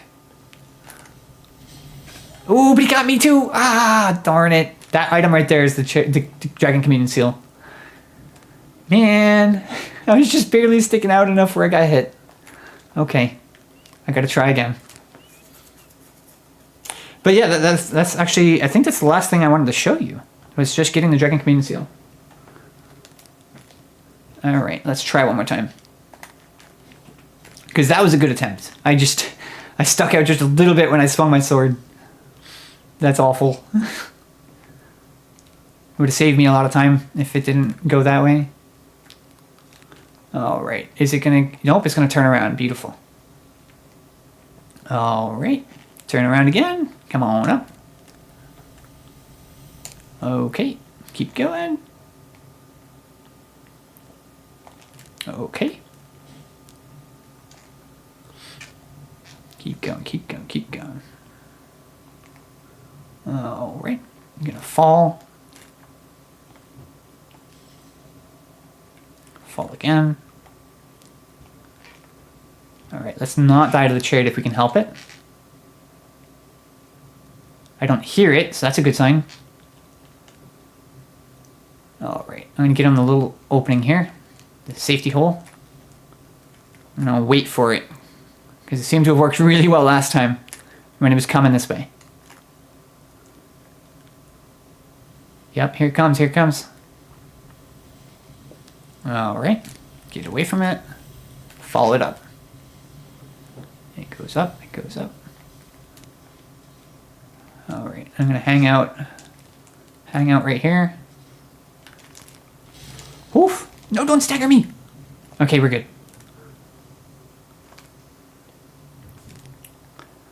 Okay, my money's over here. Got it. It's not a lot, but it's some. Okay. Get the stamina back up, heal up, so we're less likely to die, and it's probably right there. Okay. So now I just want to wait a little bit. Getting some free money. Hello, soldier. Let's go Banish Knight. We're going this way. Yeah, I'm not even gonna look at him. I don't need to look at him as long as I just keep my distance and make sure I get in at the last second. No, don't do it. Ah, the interrupt. When he hit me, it interrupted me.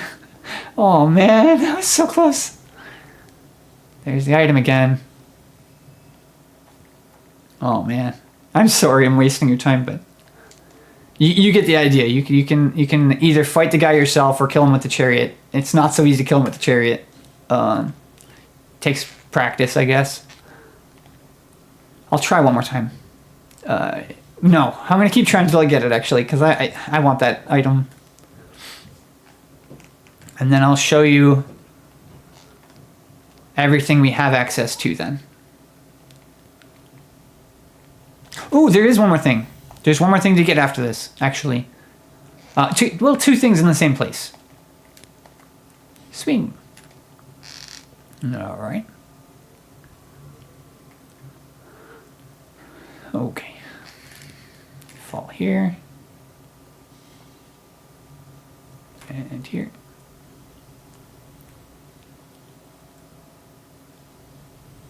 There it goes. Okay.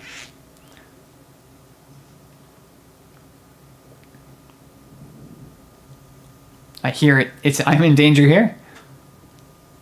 Right, and I get right here. Okay. Wait for it.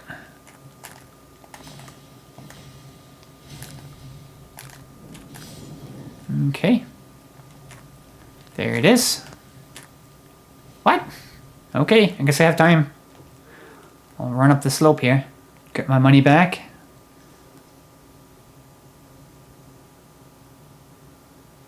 I don't hear it. Now I do. Oh no, okay. Oh man, I didn't hear it until it got close and then I died to it. Oh. I'm sorry, I'm wasting your time. I'll skip that for now. I'll come back to this. But you get the idea. It's not an easy thing to do, but you can definitely do it. So the other thing I wanted to show you for this kind of startup for Arcane and everything is you want to go to a specific cave. You're going to actually lose all your money in this cave. Because or you have to fight the boss yourself. But like I said, I'm not going to be fighting any bosses right here. I am just going to be looting. Some butterflies there, not important, but it's nice. Okay, we can get something over here. I don't remember what it was, not important. Dragonfly heads, okay. Good for poison negation. The neutralizing boluses. If you want the neutralizing boluses recipe, it's near cave number 3, I call it. It's the third one I do. I can show you when I can open the map again. Alright, I don't want to deal with this dog. Alright, I go this way. It's easier if you drop down over here, I find. And you go across the roots here. So if you beat this dungeon I'm about to show you, you get a talisman, the golden scarab talisman. It gives you plus 20% all money. So long as you have it equipped. Okay. Now the trick to this dungeon is you're going to want a quick step weapon, like I was saying earlier. Explosion, and then I run and jump. All right, scoot through. All right, so this is so that item is dragonwood grease, I believe, or I think it's either rock grease or dragonwood grease. It's not important right now. And there's Aeonian butterflies there as well. We're gonna skip it to get the more important things, including when we go over here. All right, I'm gonna get the flam bridge back out, two-hand it, come over here and get rid of this guy. And he's blocking this item over here, which is the Serpent's Bow. So that's a bow that adds poison damage to every attack, regardless of what arrows you're using, which means even when you use poison, it's even more poison. I do have beast repellent torch on, and there's rats here, so I'm just going to ignore the rats. I will get this guy, though. Okay, got him. All right. I'll grab this. Okay. So there's one more thing I want to grab from this cave. Grab the butterflies. Okay. Get all the butterflies if you want them. I haven't used the butterflies for anything, so I don't even know what they're for. Probably scarlet rot buffs or something. So you want to climb these things, and you get the venomous fang. So venomous fang is a fist weapon that you can put the lifesteal-fist on to scale it with arcane. So if you're gonna do an arcane build, this is a great weapon to have. It's probably one of the best weapons in the entire game, actually. The venomous fang is really good. Okay, so I'm gonna try to fight the boss here. I don't know how well I'll do it, but plus 10 of strength and dex on top of the flamberge should be decent. I probably can do this. So when you beat this, you have the golden scarab. And the golden scarab is really good. Critting. She's got a buddy. It's a duo boss. Oh boy. Yep, I died. Okay, that's fine. I'm gonna leave the money there. Not a big deal. Yeah. I'm just gonna skip the boss. I'm not gonna come back there. I don't mean skip as in, like, I'm just not gonna do the boss. Like I said, I wasn't gonna do any bosses, invasions, or fully complete any dungeons. Okay, so I'm gonna try to get that dragon communion seal again, because that would make me happy to get it in the video, even if I have to try multiple times. Okay. Yeah. Otherwise, you can click away now, or I can show you. I can show you that I have all the smithing materials I would want for this early for the guide. I collected them all already. I'll show you. I'll show you when I'm done grabbing this dragon communion seal. If you want to skip to the part where I already did this, you can.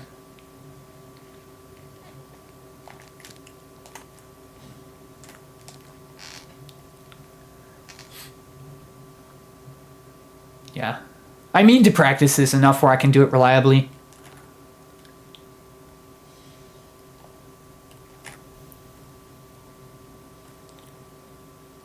Oh, I think I got time.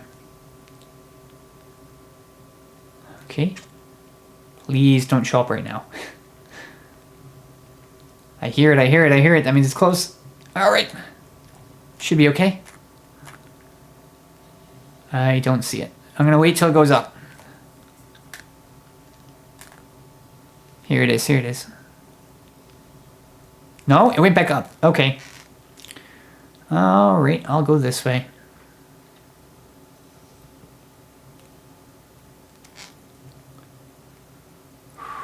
Okay, let's see.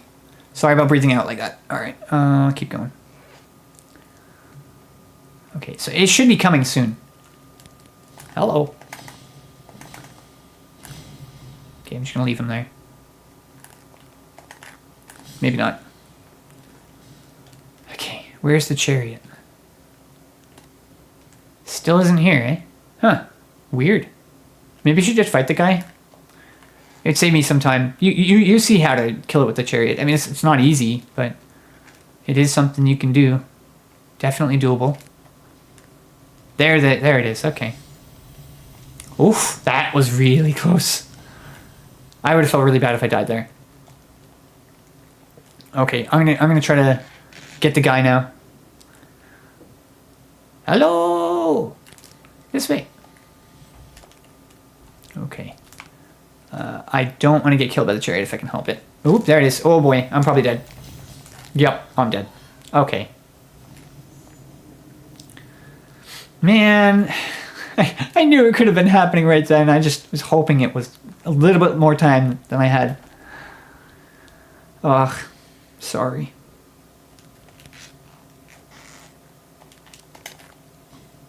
But I should show you everything we have, so you understand the gravity of what I have done here.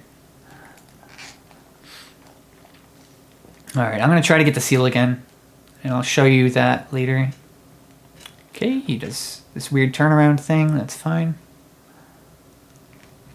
Yeah, this chariot is kind of weird. It seems buggy almost, but I don't know. Sometimes it behaves differently than other times.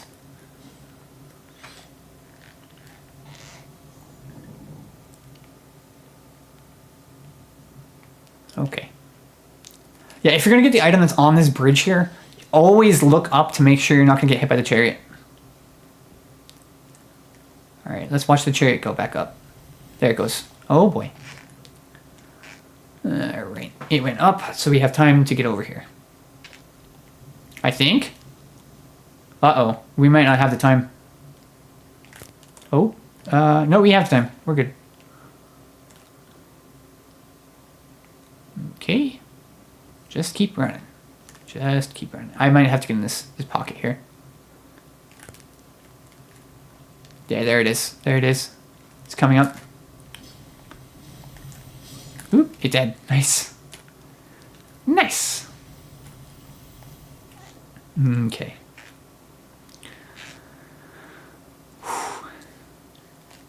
All right. Bait him out. Let's go. All right. I just want to see the chariot coming. Here it comes. Here it comes. Here it comes. I could get over here. Oh, he snagged me again. Oh my goodness. Dude, that's obnoxious. He hits me and it does just enough stagger damage where I get interrupted and I die because I'm not out of the way enough. Oh my goodness. I'm just gonna keep going. I just want to get that item. I'm sorry. I'm sorry I'm not doing so good. All right.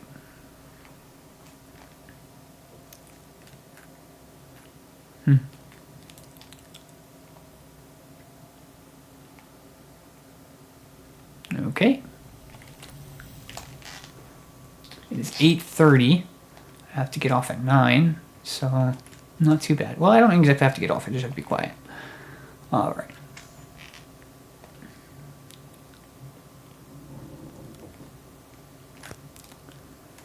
Okay.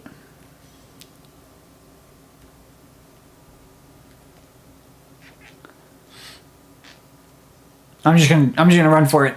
This might not be the best idea, but trying it. I don't hear it.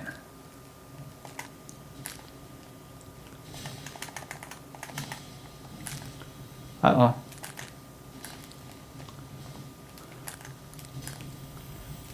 Got him. Following it up.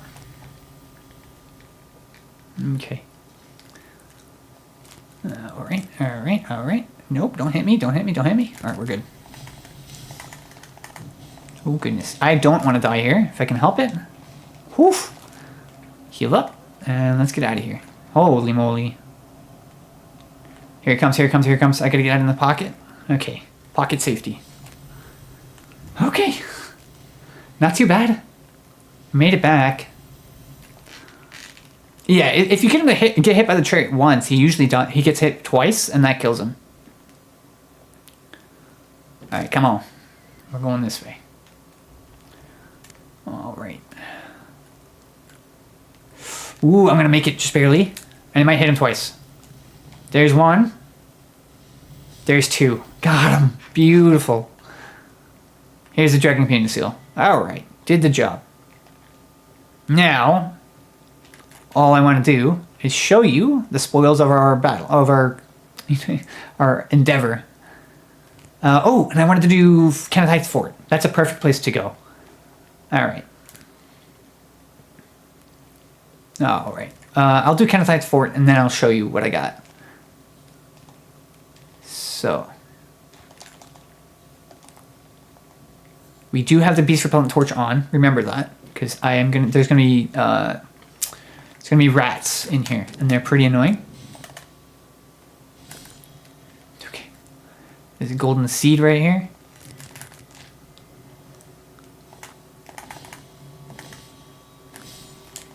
Okay. Free stuff. Oh.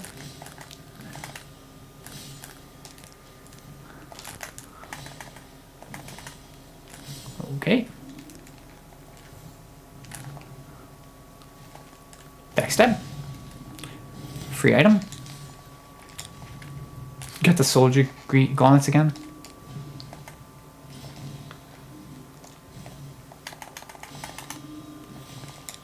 Oh boy.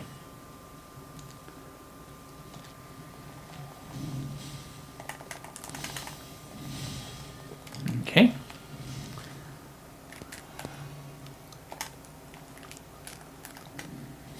Got him.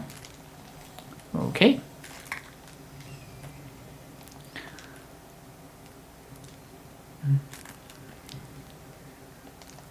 Blood rose here. Blood rose here.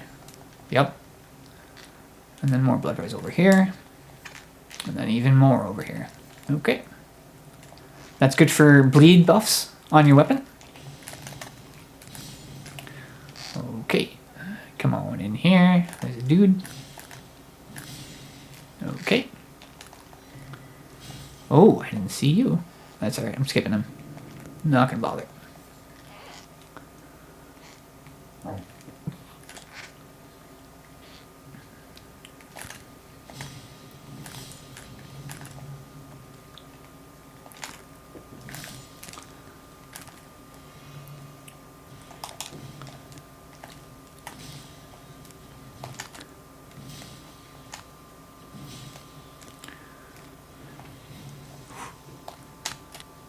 Boom. And I get a crit, and he's dead. Yeah, frostbite too. Cool. Got him. Bloody slash is ours, if we want it. More blood rose, if you want that. He climbed a tower here, and it gives you the other piece of the Dectus medallion.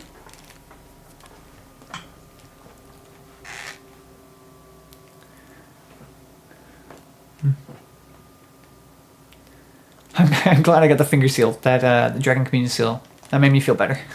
I failed so many times I wanted to get it right. Alright, jumping down.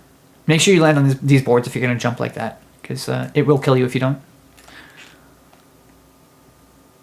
Okay, and we can get another smithing tier 1 right over here. Alright, so I'm going to go to a round table here. And once at round table, I'm going to consume all of my money. Alright. So Roderick is right here. She's a spear tuner now. Okay, so I'm going to equip... I'll equip the Venomous Fang. And is there anything else? I'll show you the... I guess I'll show you the lance as well. So we have the lance. We're going to have to two-handed if we want to use it, because it requires 20 strength, and we don't have that much, even with the talisman. Oop. Even with the Radagon soreseal. All right. All right. So we're going to sell all of our golden runes, and we'll see how much we got.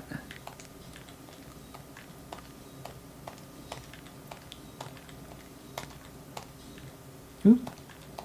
All right, I'm gonna leave the rest. All right, so I'll strengthen the Venomous Fang as much as we can get, which is plus 17.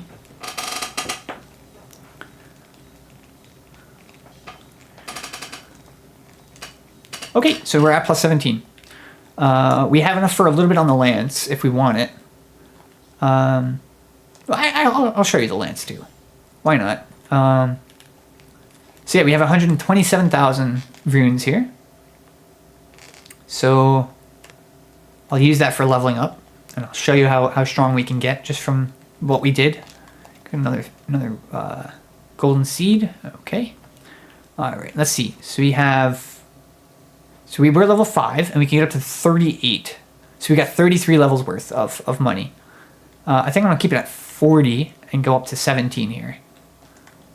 That's what I'll do. Okay, and then I think I want to equip the Dragon Communion Seal and upgrade that. So you could do like a hybrid magic build where you scale Arcane primarily, but you get the minimum stat requirement for your spells for Faith and Int. And that makes you have an interesting sorcery, an interesting magic build if you're interested in that. And then I'll upgrade this. all the way to +6. That's what we got. So we have a +6 Dragon Community Seal, and we have a +17 Venomous Fang. Okay. And then we can do Ashes of War on top of that. I'm going to take the lance off right now. That's not what I want really right now. All right, so I'm going to go down to Ashes of War. So the Venomous Fang, we can do lifesteal-fist, and it does occult scaling. So now it's got better physical damage, right? Because if we undo the enhancement, let's compare. So it does 242 damage. And if I put arcane scaling on, that goes up to 304 damage. So it's a significant damage buff to do the fangs. Now, cool about Venomous Fangs, so fist weapons, if you two-hand, you can two-hand them. You can two-hand them without needing to have 2 copies of it. All right, so then let's check the mixed drink. Do I want faith or int or just the strength? I'll just strength dex for now. I think that's fine. All right, so I'll show you the invasion here. Like, I waited until the end of the video to level up and show you the spoils of what we did. So the guy will spawn right here. If you want a really good faith weapon, there's one in the door right there. If you go through there, there will be... All right, I have never used for lifesteal-fist, so I don't know what it does. Okay, it did 600 damage. Ooh, interrupted. Oh, wow, he jumped my attack. Wow. Oof. All right, not good. He's gonna drink. Okay.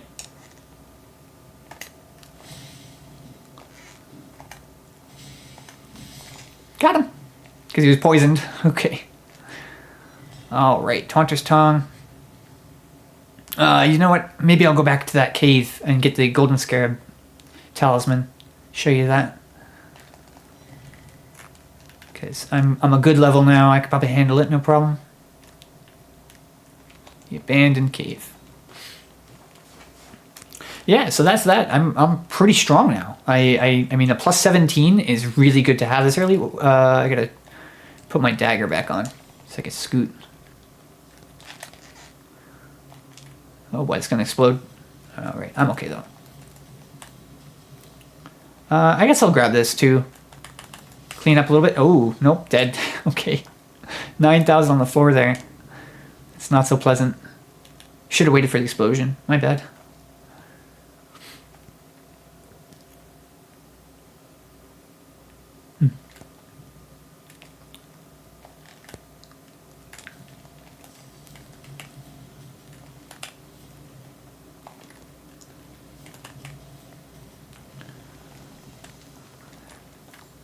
Okay. Explosion, and then we jump and scoot. Scoot, scoot, scoot. And then I will cure the poison. Ooh, not there. There we go. Cure the Scarlet Rot, heal up. And jump. And we're done with the dagger there. Okay. Oh boy. Serpent's Arrow, even better. Those are fantastic. Those have poison on them, and then if you use the Serpent's Bow with those, then you get even more poison, I believe. All right. Okay, keep on going. I think we looted this room pretty well. We may have missed like one butterfly. Yeah, we missed one butterfly. Let's grab that. All right. Ooh. Okay. All right, we should win the fight this time because we have a very powerful weapon. And ooh, let's drink our flask to get even stronger.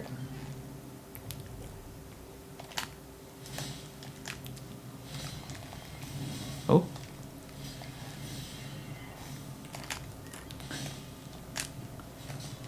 Nope. All right. Her buddy's coming. Got it. Okay. Okay. Ooh, okay. What a dodge. Alright.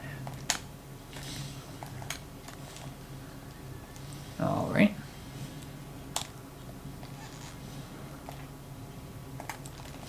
Whoop. Okay. Got her. Okay. That's that. Got the golden scarab. Get 7,000 from that. Nice.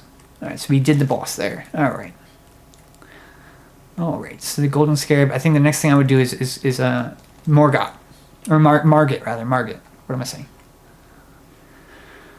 Okay, well that's good enough for this video. I think I just showed a good example of where to go and get really strong really early on.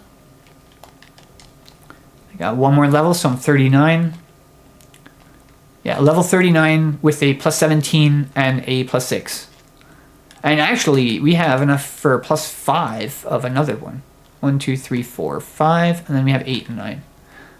Yeah, and then we have enough. We need 4 more 1s to do another tier 1 max out. 1 more 2. 5 more 3s. It takes 12 of each tier to max out a weapon. Alright, well, that's that. Thanks for watching my video, and hope you have a good night.